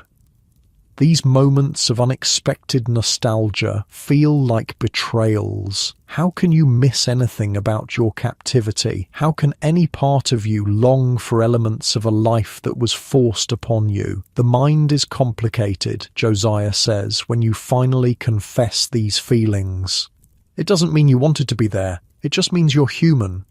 His understanding is a gift you hadn't expected. 2 weeks after your reunion, you and Josiah leave Fort Sully. The military has debriefed you as thoroughly as possible, extracting what information they consider valuable while showing little interest in your personal experiences. To them, you're primarily a source of intelligence about the enemy. You travel to Josiah's temporary home in a small settlement where he's been based during his search for you. The cabin is modest but solid, a far cry from both the covered wagon where your journey began and the teepees where you spent your captivity. It's not much, he apologizes. It has walls, you reply, touching the rough-hewn logs with something like reverence, and a door that closes. Simple luxuries that now feel profound. News of your rescue spreads quickly. You're a 9-day wonder, the white woman who survived almost 7 months with the Lakota and lived to tell the tale. People stare when you venture into the settlement. Some approach with uncomfortable questions, morbid curiosity barely disguised as concern. Did they, one woman asks, unable to actually articulate her real question. You look her directly in the eyes. They took everything I had, made me work from dawn to dusk, nearly starved me to death, and killed my adopted daughter. Isn't that enough? She retreats, flustered. You've learned that direct confrontation usually ends these intrusions. But not all interactions are negative. A surprising letter arrives from Washington, D.C. itself. President Grant and Congress have awarded you $5,000 as compensation for your losses to the Indians and your assistance in preventing the raid on the fort. $5,000, Josiah breathes, staring at the letter. That's That's a fortune. It is a substantial sum that could set you up comfortably, perhaps even fund a new start somewhere far from these territories and their painful memories. But money, you've discovered, can't buy peace of mind. It can't erase what you've seen and experienced. It can't bring Mary back. Still, it provides options you wouldn't otherwise have. And options, after months of having none, feel like their own kind of freedom. The compensation draws attention, not all of it welcome. One day, a familiar face appears at your door. Sarah Larimore, the woman who was captured alongside you, whose son was with her, who escaped early in your captivity with the help of an Indian while you remained tied down. Fanny Kelly, she says, standing on your doorstep with a brittle smile. I heard you'd made it back. You invite her in, curious about her experiences after your paths diverged. Over tea, she tells a harrowing tale of escape and survival, though something in her manner strikes you as performative, as though she's rehearsed this story many times. It's remarkable we both survived, you offer. Yes, remarkable, she agrees, stirring her tea. Then, after a pause, I'm writing about it. My experiences. A book. A book? The idea hadn't occurred to you, though perhaps it should have. Your story is certainly unusual enough to warrant documentation. People are fascinated by Indian captivity stories, Sarah continues. There's money in it. And I thought perhaps we could collaborate. Your story and mine together would make quite a compelling volume. The proposal is unexpected, but not unreasonable. You've shared a unique experience, you and this woman. Perhaps documenting it together makes sense. I'd need to think about it, you say cautiously. Reliving everything. Of course. Sarah rises to leave. But don't think too long. These stories are valuable when they're fresh. The public moves on quickly. After she's gone, Josiah voices the doubt you've been feeling. There was something off about her, like she wanted something she wasn't saying directly. She wants my story to make her book more valuable, you reply. I was captured longer, saw more, experienced more. Do you want to write about it? Really write about everything that happened? The question gives you pause. Do you? The idea of systematically revisiting every moment of your captivity is daunting, but there's also a pull toward documentation, a need to make meaning from suffering by preserving it, understanding it, sharing it with others who might learn from it. I think, you begin slowly, I think I need to tell it in my own words, not filtered through someone else's understanding. Josiah nods. Then that's what you should do. The decision to write your own account solidifies over the following weeks. You begin making notes, fragmentary at first, just images and impressions. The process is painful, but also unexpectedly cathartic. Putting experiences into words gives them shape, makes them something you possess, rather than something that possesses you.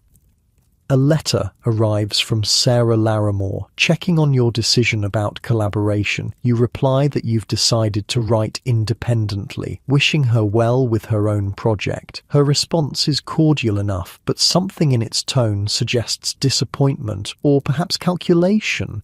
You set aside your vague concerns, focusing instead on your own writing process. Life gradually establishes new rhythms. Josiah finds work locally, postponing your original plans for Idaho. You continue your writing, sometimes struggling to find the right words for experiences that seem to exist beyond language. The nightmares gradually become less frequent, though they never disappear entirely. You learn to predict their triggers, certain sounds, smells, anniversaries of particular events during your captivity. You called out in Lakota last night, Josiah tells you one morning, his expression concerned but not judgmental. What did I say? You ask. I don't know, but you sounded scared. You nod. I was back there, in the village, when they were debating whether to burn me alive. He takes your hand, knowing there's nothing he can say to erase such memories. His presence is enough. In the spring, you experience an unexpected joy. You're pregnant. After everything your body has endured, after months of starvation and abuse, it's still capable of creating new life. The discovery feels like a miracle, a counterbalance to all the death and loss. A baby, Josiah says in wonder, his hand gentle on your still flat stomach. Our baby.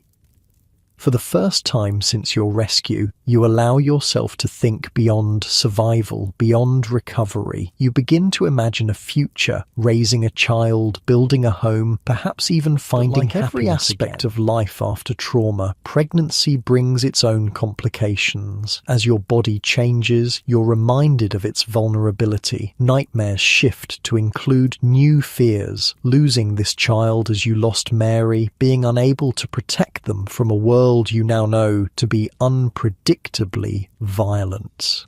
What if I can't be a good mother? You ask Josiah one night, voicing your deepest fear. After everything, I'm not the same person. No, you're not, he agrees. You're stronger, more resilient, more aware of what really matters. Also more damaged, you add quietly. Shaped by experience, he counters, not damaged. You're not entirely convinced, but his faith in you provides comfort. As the baby grows, you find yourself talking to it, telling carefully edited stories about your travels, about the different people you've encountered, about the vast and beautiful and sometimes terrible country you've crossed. Your mother has seen things most people never will, you whisper to your rounded belly. She's survived things that should have killed her, and she's still here, still loving, still hoping. In saying it to your unborn child, you begin to believe it yourself. The pregnancy progresses without complications, a straightforward biological process that feels like a direct rebuke to the previous year's suffering. When labor begins, you face it with the same determination that got you through captivity, one moment at a time, enduring what must be endured.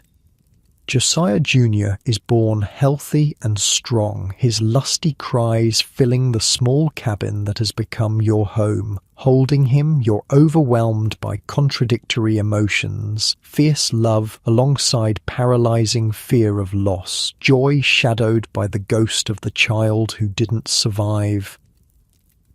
He has your eyes, Josiah says, his voice thick with emotion as he sits beside you on the bed. And your chin, you reply, tracing the baby's tiny features with a gentle finger. He's perfect. In this moment of pure connection, the distance between your pre-captivity self and who you are now briefly collapses. You're simply a mother loving her child, a wife sharing joy with her husband. The past doesn't disappear, it never will, but it recedes, making space for this new life, this new beginning. As months pass, you continue working on your account of captivity between caring for Josiah Jr. and managing your household. The writing becomes both a record and a reckoning, a way to preserve what happened while also processing it. Then, a disturbing rumor reaches you. Sarah Larimore is about to publish a book about Indian captivity, a book that, according to those who've seen advance copies, contains detailed descriptions of experiences that weren't hers. They were yours. She's stolen your story, Josiah says, his voice tight with anger when you tell him what you've heard. After you declined to collaborate, we need to see a copy, you reply, stunned by the betrayal but needing confirmation before taking action, to know exactly what she's done. When you obtain a copy, your suspicions are confirmed. Sarah has incorporated detailed accounts of your experiences that she couldn't possibly have known firsthand. She's presented your months of captivity after her escape as though she'd witnessed them personally. She's appropriated your suffering, your resilience, your story. This is theft, Josiah declares, slamming the book shut. Plain and simple. You stare at the offending volume, emotions swirling, anger, certainly, betrayal, but also a strange sense of violation, as though Sarah has reached inside your memories and claimed them as her own. After everything the Lakota took from you, this woman has taken something else. Your narrative, your truth. What do we do? You ask quietly. Josiah's answer is immediate. We fight. And so begins another battle, this one in courtrooms rather than on the plains. You file a plagiarism lawsuit against Sarah Larimore, determined to reclaim ownership of your experiences. The legal process is exhausting, a different kind of ordeal than physical captivity, but taxing nonetheless. You're forced to publicly detail aspects of your captivity you'd hoped to present on your own terms. Sarah's lawyers question your credibility, your memory, even your character. Why would Mrs. Larimore need to steal your experiences when she had her own captivity story? One lawyer asks during a particularly grueling cross-examination. Because she was only captive for a matter of days, you reply steadily. I was there for nearly 7 months. Her brief experience, while certainly traumatic, doesn't compare to the depth and detail of what I endured. Throughout the trial, you maintain your composure, a skill honed during months when showing emotion to your captors could have meant punishment or death. Even when proceedings grow hostile, you remain calm, precise, truthful. Your testimony, combined with expert analysis, showing passages that could only have come from your personal experience, gradually builds a compelling case. When the verdict finally comes, it's in your favor. Sarah is found guilty of plagiarism and ordered to pay damages. The sum is small, barely covering your legal expenses, but the principle matters more than the money. Your story is yours again. Your experiences, however painful, belong to you alone. With the lawsuit behind you, you return to writing your own account with renewed determination. My captivity among the Sioux Indians takes shape as both historical record and personal testimony. You're meticulous with details, determined to create an accurate portrait of both the brutality and the humanity you witnessed. Some will call me sympathetic to the Indians, you tell Josiah as he reads portions of your manuscript. They'll say I should paint them as nothing but savages. You're telling the truth as you experienced it, he replies. That's all anyone can ask. The truth is complicated, you say softly. They did terrible things, but they're not monsters. They're people fighting for survival in the only ways they know. That complexity is what makes your account valuable. Anyone can write propaganda. You're writing reality. His understanding reinforces your resolve to present an unvarnished account, neither romanticizing nor demonizing the Lakota, but showing them as the complex human beings they are. As you complete your manuscript, news arrives that causes you to add an unexpected epilogue. Jumping Bear, the warrior who showed you kindness during your captivity and who delivered your warning letter to Fort Sully, has been spotted in Washington, D.C. as part of a delegation of tribal representatives meeting with government officials. I want to see him, you tell Josiah immediately, to thank him. The decision raises eyebrows among your friends and neighbours. Why would you want to meet with one of them? Haven't you suffered enough at Indian hands? But this feels important, a chance to acknowledge the one person who repeatedly protected you, who ultimately chose your safety over his people's plans. Without Jumping Bear, you might never have escaped. Without his decision to deliver your letter, you might have been killed in the aftermath of the failed ambush. Some debts transcend the boundaries between captive and captor. Washington, D.C. smells like money. That's your first thought as you step onto Pennsylvania Avenue, the distinctive scent of power, paper currency, and political ambition mingling with coal smoke and horse manure. It's 1872. And the nation's capital is a far cry from the Dakota Territory where your captivity unfolded, or the modest settlement where you've rebuilt your life with Josiah and young Josiah Jr. It's so much, you murmur to Josiah, taking in the imposing government buildings, the well-dressed crowds, the general air of self-importance that seems to hang over everything. Different world, Josiah agrees, adjusting his collar. Neither of you feels entirely comfortable here, frontier folk among the urban elite. You've come for two purposes: to finalize paperwork related to your compensation from Congress and, more personally, to find Jumping Bear. According to your sources, he's part of a delegation of tribal representatives meeting with government officials to negotiate yet another treaty, one of many that promise much and typically deliver little. Are you sure about this? Josiah asks, for perhaps the 10th time since you decided to make the journey. Seeing him again, it might bring everything back. You appreciate his concern, but he doesn't fully understand. It never left, Josiah. Not really. You adjust your bonnet, a small gesture of preparation. I need to do this, for me. Finding the delegation proves surprisingly simple. They're housed in a hotel specifically designated for visiting dignitaries, closely watched, of course. The government's hospitality comes with careful surveillance.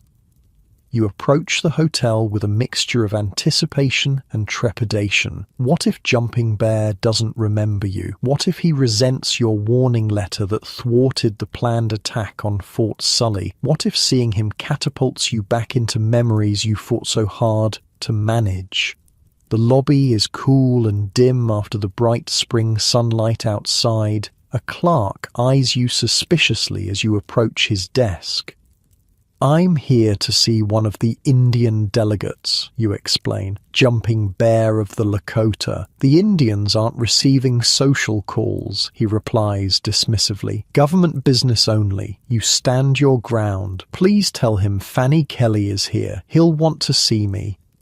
Something in your tone must convey your determination, because after a moment's hesitation, the clerk dispatches a boy to deliver your message. You and Josiah wait in uncomfortable chairs, ignoring the curious glances from other hotel guests. 20 minutes pass before a commotion at the far end of the lobby catches your attention. A group of men enter, several in suits and military uniforms, escorting 3 Lakota men dressed in an uncomfortable blend of traditional clothing and Western attire, as though caught between worlds. Your eyes find him immediately. Jumping Bear, older now, his face more lined, but unmistakably the same man who intervened when Ottawa's brother-in-law aimed an arrow at your heart, who rode beside you when others treated you as cargo, who ultimately delivered your letter to Fort Sully, despite knowing what it might contain. He sees you at the same moment. Recognition flashes across his face, followed by what appears to be genuine pleasure. He says something to one of the officials, who frowns but nods reluctantly. Jumping Bear approaches, his walk the same confident stride you remember, though somewhat constrained by the unfamiliar surroundings. He stops a respectful distance away. Fanny Kelly, he says, your name carrying the slight accent you remember. You live well? Such a simple question for such a complex answer. Do you live well? You've survived, you've healed, at least physically. You have Josiah and your son, but well seems too simple a word for your existence after captivity. I do, you say anyway, because detailed truth would take too long. Thanks to you, he shakes his head slightly. I did small thing. You saved my life, you counter. Twice, when Ottawa's brother-in-law would have killed me, and when you delivered my letter to Fort Sully. A ghost of a smile crosses his face. Letter not say what you promised. No, you admit. It didn't. Good lie, he says, surprising you. Smart. Like Lakota. The compliment touches you unexpectedly. Coming from him, it feels genuine. Recognition of the survival skills you developed during your captivity.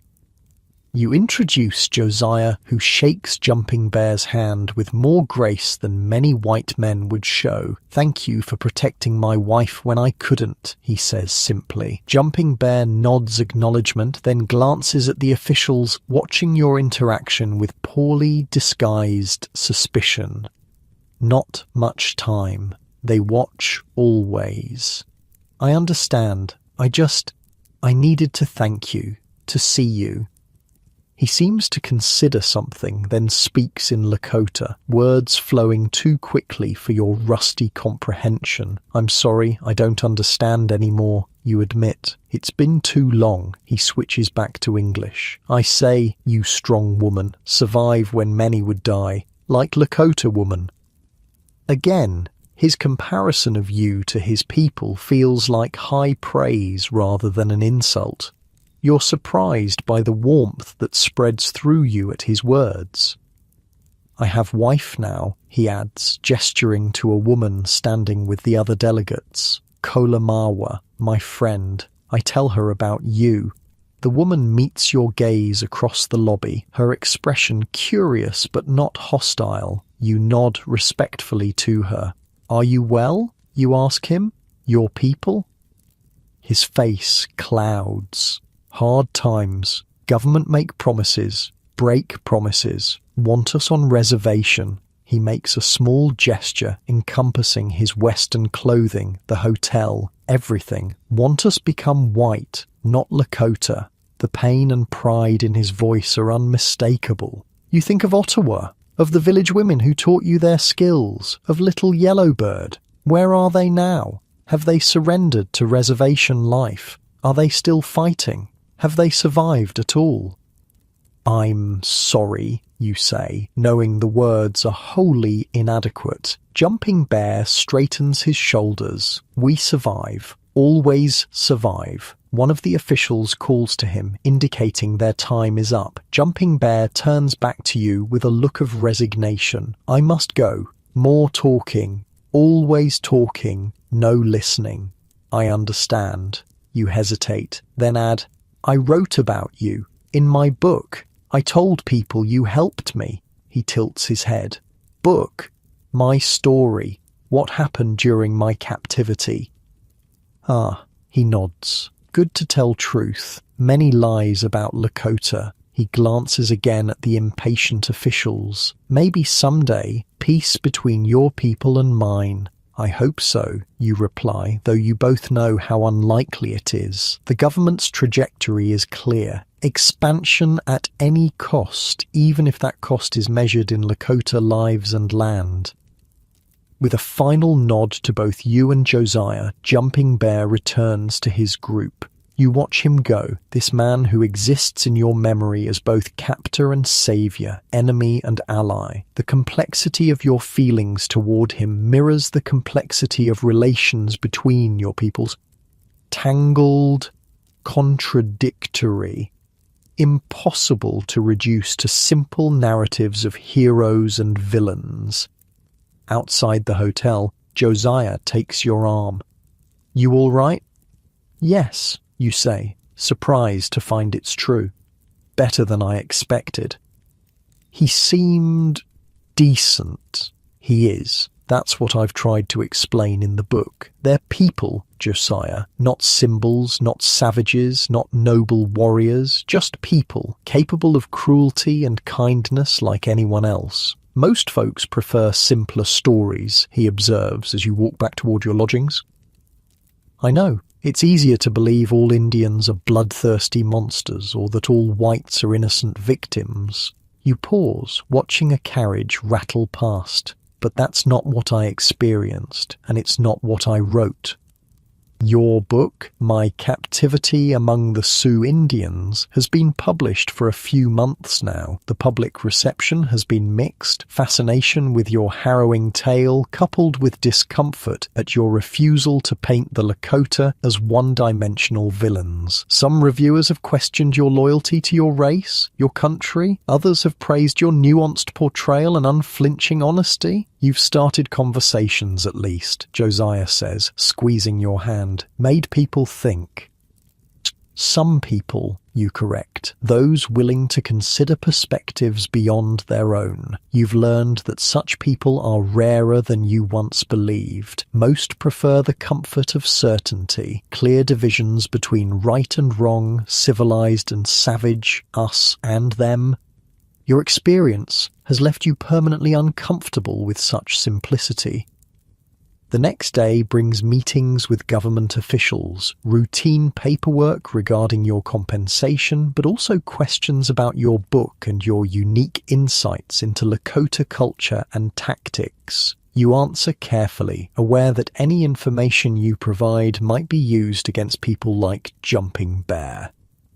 Mrs. Kelly, one officer begins with practiced cordiality. Your account suggests the Lakota treated you with a certain restraint. Would you say that's typical of how they treat female captives? The question's implication is clear. You've been asked versions of it countless times since your rescue, prurient curiosity disguised as official inquiry. I would say, Colonel, that my experience was my own. I can't speak for others. You meet his gaze steadily. What I can tell you is that the greatest threat to my life came when I dropped a ceremonial pipe, not when I was first captured. Their values and priorities are different from ours, but no less structured. He seems disappointed by your neutral response. And what of their military capabilities? You observed their tactics firsthand. I observed desperate people defending their way of life, you reply carefully. People who understood the terrain better than any military strategist ever could. Mrs. Kelly, he says, leaning forward, I understand your ordeal may have created certain sympathies. But these savages killed your adopted daughter. Surely you recognize they must be contained, eliminated, civilized. You finish for him, your voice sharper than intended. Yes, a Lakota warrior killed Mary. The same people also gave me Yellowbird to raise as my own. They beat me when I tried to escape and treated my wounds when I fell ill. They debated burning me alive and then spared me because of my kindness to their children. You take a breath, collecting yourself. Forgive me, Colonel. What I mean to say is that my experience taught me to be wary of simplistic solutions to complex problems. The Colonel's expression suggests he finds you difficult and possibly subversive. The meeting concludes shortly after with platitudes about your service to the country and the value of your insights. As you and Josiah leave the government building, you feel drained but also lighter somehow, as though speaking your truth to power, however futile, has released something within you. You certainly didn't tell him what he wanted to hear, Josiah observes, not without admiration. No, you agree, but I told him what he needed to hear, whether he recognizes it or not. The Washington trip concludes without further encounters with Jumping Bear or substantive conversations with officials. You return home to Josiah Jr., who at 2 years old has no concept of your history, no understanding of why his mother sometimes wakes screaming in the night, or why certain sounds make her freeze in momentary terror. You hope to keep it that way as long as possible. Months pass. Your book continues to sell modestly. Not enough to make you wealthy, but sufficient to supplement Josiah's income and provide security for your family. You receive letters from readers, some appreciative of your honesty, others critical of your sympathetic portrayal of your captors. One letter stands out, from a woman named Sarah Oakley, herself a former captive among a different tribe. "I never had words for my experience until I read yours," she writes. "The way you described the confusion of hating your captivity while recognizing the humanity of your captors, I thought I was alone in feeling this way." You write back, beginning a correspondence that eventually leads to meeting other former captives, women whose experiences echo your own in some ways while differing dramatically in others. Together, you form an informal network, sharing stories and support that those who haven't lived through captivity simply cannot provide. Through these connections, you hear troubling accounts of government dealings with various tribes, promises broken, resources stolen, attempts to eradicate cultural practices and beliefs. The pattern matches what Jumping Bear described, a systematic effort to destroy indigenous ways of life. "It makes me sick," you tell Josiah one evening, after receiving particularly disturbing news about conditions on a nearby reservation. "They're starving people into submission and calling it civilization. What can we do?" he asks, practical as always. "I don't know." You look down at the letter in your hands. "Write, speak, bear witness." It seems inadequate against the machinery of government policy and public indifference, yet doing nothing feels like betrayal, not just of Jumping Bear, who saved your life, but of the complexity of truth you fought to preserve in your account of captivity.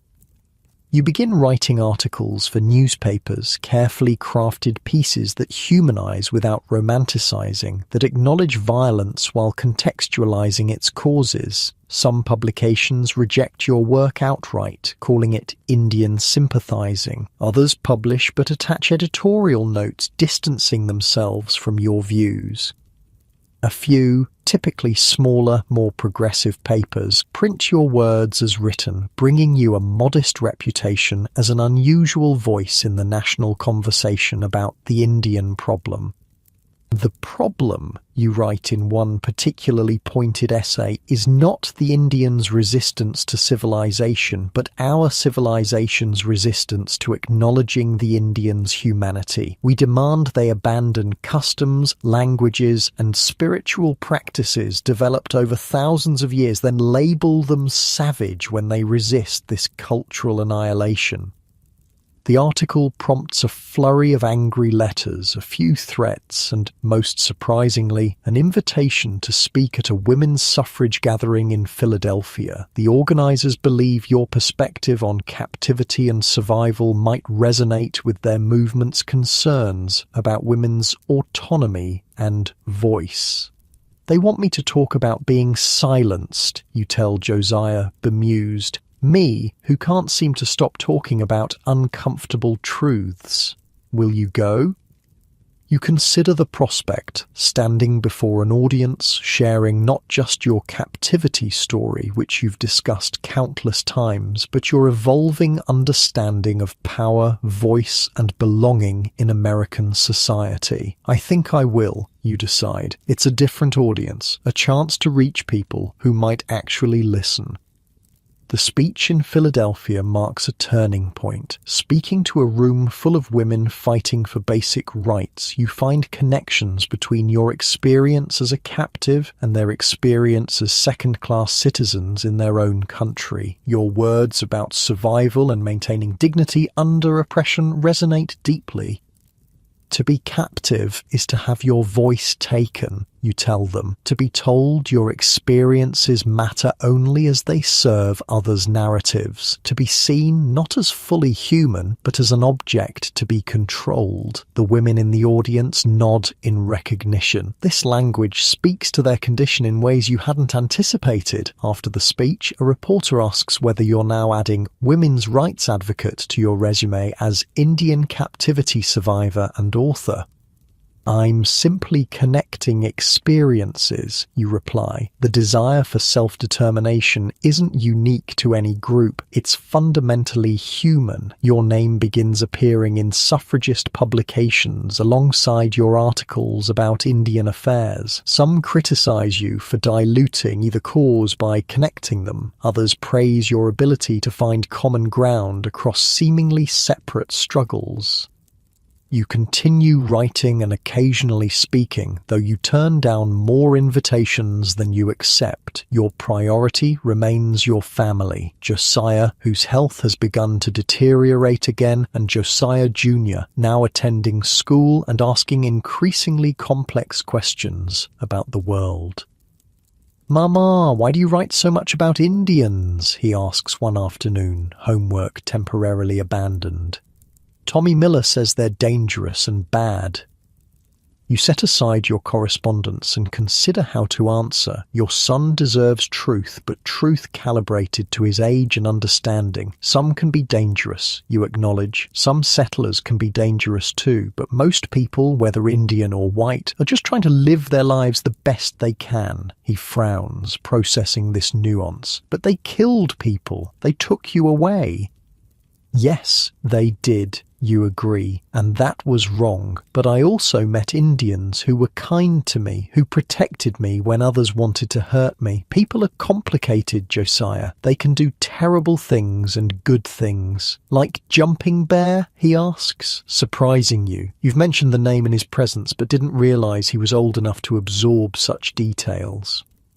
"Yes, exactly like Jumping Bear. He was part of the group that attacked our wagon train, but he also saved my life. Both things are true." Your son considers this, his expression serious beyond his years. "That's confusing." You laugh softly. "Yes, it is. Much more confusing than the stories in your school books, I imagine. Teacher says Indians need to become civilized or disappear. Something cold settles in your stomach. And what do you think?" He shrugs. "I think they should get to decide for themselves, like you always say we should." Pride warms you. Despite the simplicity of his understanding, he's grasped something essential, something many adults never manage to comprehend. "That's very wise," you tell him, smoothing his hair. "Very wise indeed." That night, as you record the conversation in your journal, you reflect on the strange journey your life has taken, from young bride to captive to survivor to reluctant public voice. None of it follows the path you imagined when you set out for Idaho on the Oregon Trail. None of it erases the trauma or brings Mary back.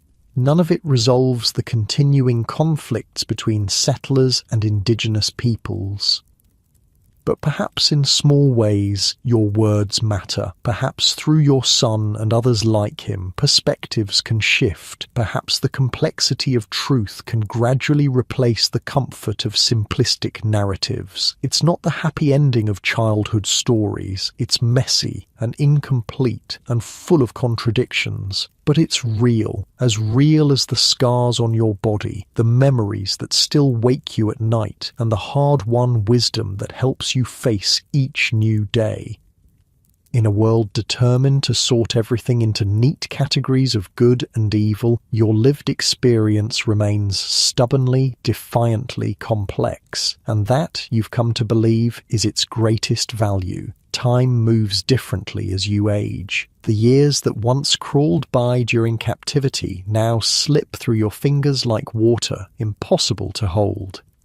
It's 1890. 26 years have passed since your rescue from the Lakota. The fresh-faced 19-year-old bride who set out on the Oregon Trail is long gone, replaced by a middle-aged woman with silver threading through her dark hair and quiet wisdom in her eyes. You're 45 now, with the kind of weathered strength that comes only through survival. You sit on the porch of your modest home, watching the sunset paint the sky in colours that still remind you of those Dakota Territory evenings. Josiah Jr. is grown, 20 years old, and preparing to marry a local girl with bright eyes and quick laughter. Your husband moves more slowly these days, the toll of searching for you across hostile territory all those years ago permanently etched in his joints and lungs. The newspaper on your lap carries news that sends a chill through you despite the warm evening. Sitting Bull shot dead during arrest. Bad business, Josiah says, easing himself into the chair beside yours. Ghost dance has them spooked. The ghost dance, a spiritual movement sweeping through indigenous communities, promising the return of traditional ways, the restoration of the buffalo, the disappearance of white settlers, a desperate hope for people whose world has been systematically dismantled. They're afraid, you say, quietly. The government, the settlers, they don't understand it's just prayer, just dancing, just people trying to hold on to something that's being taken away. Josiah reaches for your hand, his touch familiar after decades of marriage. You still feel it, the connection. It's not a question. After all this time, he knows how deeply your captivity shaped you, how impossible it's been to simply file away those 6 months as an unfortunate incident. The Lakota, their language, their customs, their struggles, remain part of you, woven into your understanding of the world. I keep thinking about what Jumping Bear said in Washington, you admit. We survive, always survive. I wonder if he still believes that. Jumping Bear, you've had no contact since that brief meeting in Washington, though you've thought of him often. Is he on a reservation now? Did he join the ghost dance movement? Is he even alive? 2 weeks after Sitting Bull's death, more news arrives. Worse news. A massacre at Wounded Knee Creek. Hundreds of Lakota men, women and children killed by the 7th Cavalry. Bodies frozen in the snow. A people's final resistance crushed with brutal efficiency. You read the accounts with a growing sense of horror and grief. These could be the people you lived among, Ottawa's wives, the women who taught you to tan hides, the children who stared at you with curiosity, Yellowbird who slept curled against you through cold nights. They're calling it a battle, Josiah says, disgust evident in his voice as he reads the newspaper over your shoulder. A battle implies 2 sides fighting. This was slaughter. You can't speak. The words stick in your throat, tangled with memories, both terrible and tender, of your time among the Lakota. For days you move through your routines mechanically, haunted by images of snow-stained red, of bodies piled like discarded dolls. Finally, you do what you've always done with overwhelming emotion. You write, not an article this time, but letters, to newspaper editors, to politicians, to anyone who might listen. You speak not as an expert or an advocate, but as someone who has witnessed firsthand the humanity behind the headlines. I was held captive by the Lakota for 6 months, you write. I experienced their cruelty and their kindness. I lost my adopted daughter to their violence. But what happened at Wounded Knee was not justice or military necessity. It was vengeance and fear given license to destroy. We cannot build a nation on such foundations. Most of your letters go unanswered or receive polite, dismissive responses. A few generate hostile reactions, questioning your loyalty or suggesting your captivity left you with unnatural sympathies. But occasionally you receive notes of appreciation from others who've lived between worlds, from those who recognize the dangerous simplicity of seeing any group of people as entirely good or entirely evil.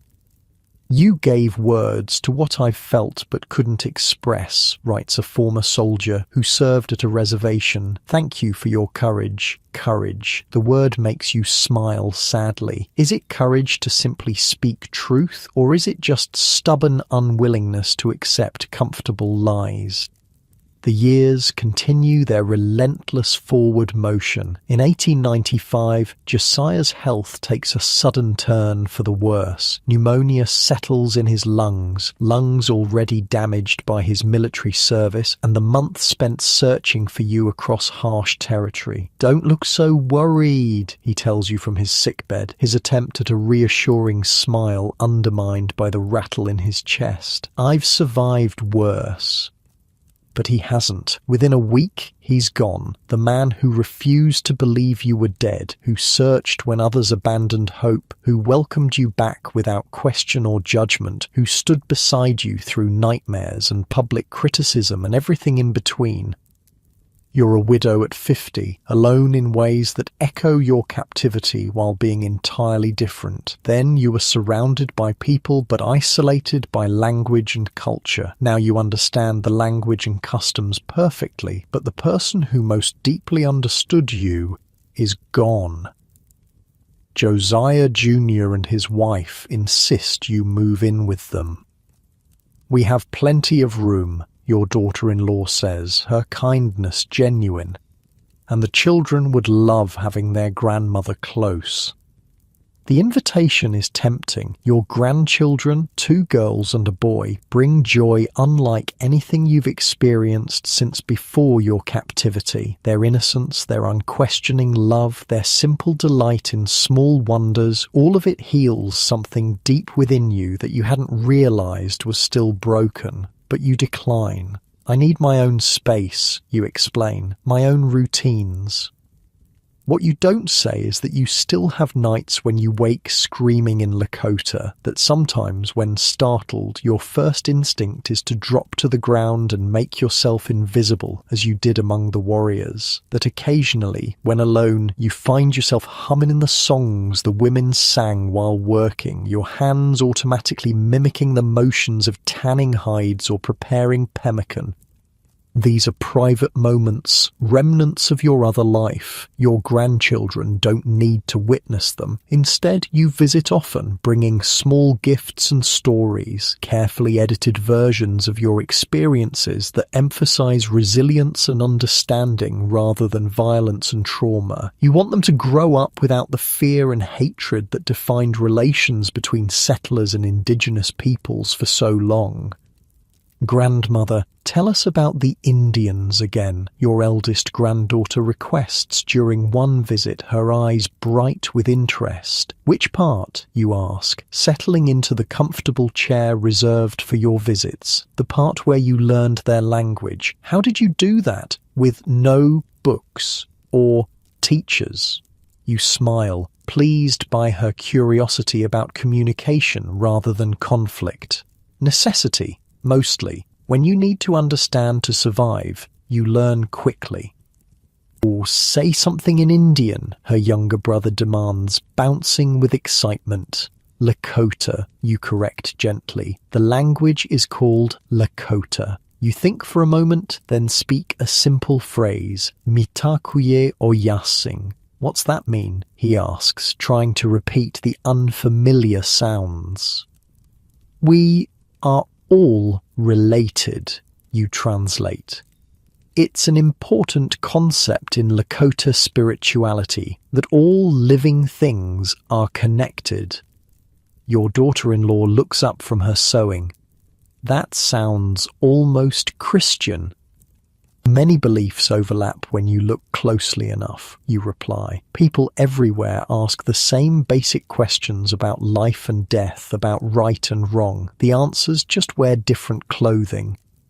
These are the kinds of conversations you value most in your later years, opportunities to complicate simplistic narratives, to plant seeds of nuanced understanding in younger generations. It's not the dramatic public platform some might have wanted for you, but it feels right. This quiet influence radiating outward from personal connections. In 1898, your book is reprinted, a revised and updated edition that includes reflections on how Native American lives have changed in the decades since your captivity. The publisher, sensing renewed interest in frontier narratives as the century draws to a close, approaches you about a promotional tour. People are feeling nostalgic about the Old West, he explains when you meet in his Chicago office. Your story represents an era that's rapidly disappearing. We could arrange lectures in major cities, New York, Boston, Philadelphia. You consider the proposal. At 53, you're still healthy and sharp-minded. The money would provide security for your later years, and perhaps there's value in speaking directly to audiences, in being a living counterpoint to the increasingly romanticized versions of frontier history appearing in popular dime novels and Wild West shows. What exactly would these lectures cover, you ask cautiously? Your captivity, of course, the danger, the drama, your daring escape. His enthusiasm is palpable. Audiences can't get enough of Indian stories these days, especially with the wars effectively over. The wars, as though systematic displacement and cultural destruction could be so neatly categorized, as though the suffering ended with military campaigns. My story includes my captivity, you say slowly, but also what I learned from it, the complexity of the Lakota people, the failures of government policy, the humanity on all sides. The publisher's smile tightens. Of course, though we'd want to emphasize the adventure aspects. The public prefers simpler narratives. You decline the tour. Your story won't be reduced to entertainment, to titillation dressed up as historical interest. If fewer people hear your account as a result, so be it. Those who truly want to understand will find their way to your written words. Instead of public lectures, you focus on correspondence, maintaining connections with other former captives, responding to readers of your book, occasionally writing for smaller publications that welcome your nuanced perspective. This quieter influence suits you, allowing for depth rather than breadth of impact. You also begin collecting materials for a potential new book, not about your captivity this time, but about what happened after, about the challenges of returning to civilization after experiencing its opposite, about carrying multiple worldviews within one mind, about the strange position of being both insider and outsider in your own culture.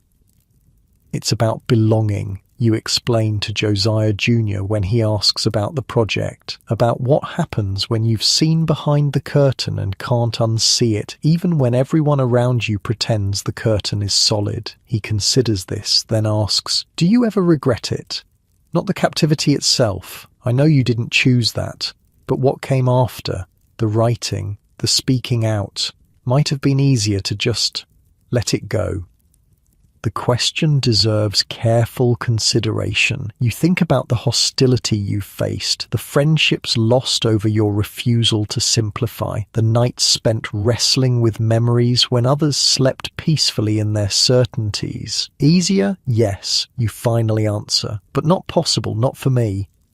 Your work on the new book progresses slowly, interrupted by life's demands and the increasing physical limitations of aging. By 1904, at age 59, your health begins to falter. Nothing dramatic, just the accumulation of hardships your body has endured, from the near starvation of captivity to the harsh winters of frontier life. You set aside the manuscript, recognizing you may not complete it. This brings not despair, but a quiet acceptance. You've already told the story that needed telling. Everything else is elaboration. On a cool autumn evening, you sit wrapped in a shawl on your porch, watching the sunset, as you've done thousands of times before. The sky burns orange and purple, then fades to deep blue. Stars appear one by one, the same stars that watched over you during those long ago nights of captivity. You think about Mary, forever 5 years old in your memory, about Yellowbird, who briefly filled the child-shaped hole in your heart, about Ottawa with his fierce pride and casual cruelty, about the unnamed women who taught you their skills and their endurance, about Jumping Bear and his unexpected kindness. You think about Josiah, who never stopped searching, about your son, who grew up in the shadow of your experience but found his own way to understanding, about your grandchildren, who will inherit a world still wrestling with the same fundamental questions of belonging and identity that defined your life. You think about the girl you were, stepping into a covered wagon with dreams of Idaho, and the woman you became, shaped by loss and survival, by violence and compassion, by two cultures that both claimed and rejected you in different ways. The narrative of your life isn't neat or simple. It doesn't fit the preferred stories of heroes and villains, of civilization triumphing over savagery. It's messy and contradictory and painfully real. Perhaps that's why it matters, why you fought so hard to preserve its complexity against the constant pressure to simplify. As twilight deepens into night, a profound peace settles over you, not because the questions are answered or the wounds fully healed, but because you've done what you could with what you were given. You've transformed trauma into testimony. You've insisted on humanity in all its complicated glory. That night, as you drift towards sleep, your mind returns to those Dakota plains, not the violence or terror, but the vast sky, the wind moving through tall grass, the rhythm of women working together, the children's laughter. For once, these memories bring not nightmares, but something like reconciliation. Fanny Kelly died in 1904, never forgetting the sacrifice of her young adopted daughter. Her book, My Captivity Among the Sioux Indians, remains one of the most nuanced first-person accounts of Native American captivity from that era. While many similar narratives served primarily to reinforce negative stereotypes, Kelly's work acknowledged both the brutality and humanity she witnessed. Her experience bridges two worlds that often seemed irreconcilably opposed, offering perspectives that complicated the simplistic narratives of her time. She lived through a pivotal period in American history when the frontier was closing, indigenous cultures were being systematically dismantled, and the nation was constructing its self-mythology about westward expansion. Today, historians value Kelly's account for its relative lack of sensationalism and its willingness to portray Lakota culture with complexity rather than caricature. Her story reminds us that history happens to real people, messy, contradictory people who don't fit neatly into categories of hero or villain, savage or civilized. In her own words, I have endeavoured to relate the incidents of my captivity with perfect truthfulness. The experience of such a life as I was compelled to lead among the Indians can never be told. Its change from civilization to barbarism, from security to fear, from plenty to famine, from the peaceful fireside to the wild campfire are contrasts too deep for analysis. Yet, in attempting that impossible analysis, in refusing the comfort of simplistic narratives, Fanny Kelly left behind something rare and valuable, a testament to human complexity that transcends the boundaries of time, culture, and conflict. As you lie in your comfortable bed, safe in the knowledge that such experiences remain firmly in the past, perhaps her story offers a gentle reminder of our shared humanity, the terrible and beautiful capacity we all carry to harm and to heal, to destroy and to nurture, to misunderstand, and occasionally to truly see one another across the chasms that would divide us. Let that thought carry you towards sleep, toward dreams untroubled by the hardships of frontier life or the clash of cultures that defined Fanny Kelly's remarkable journey. Rest easy, knowing that even in the darkest moments of history, resilience and understanding found ways to survive. Like the endless Dakota prairie, let your mind grow quiet now. Like the stars over a Lakota camp, let your thoughts twinkle gently before fading into the peaceful darkness of deep, restful sleep.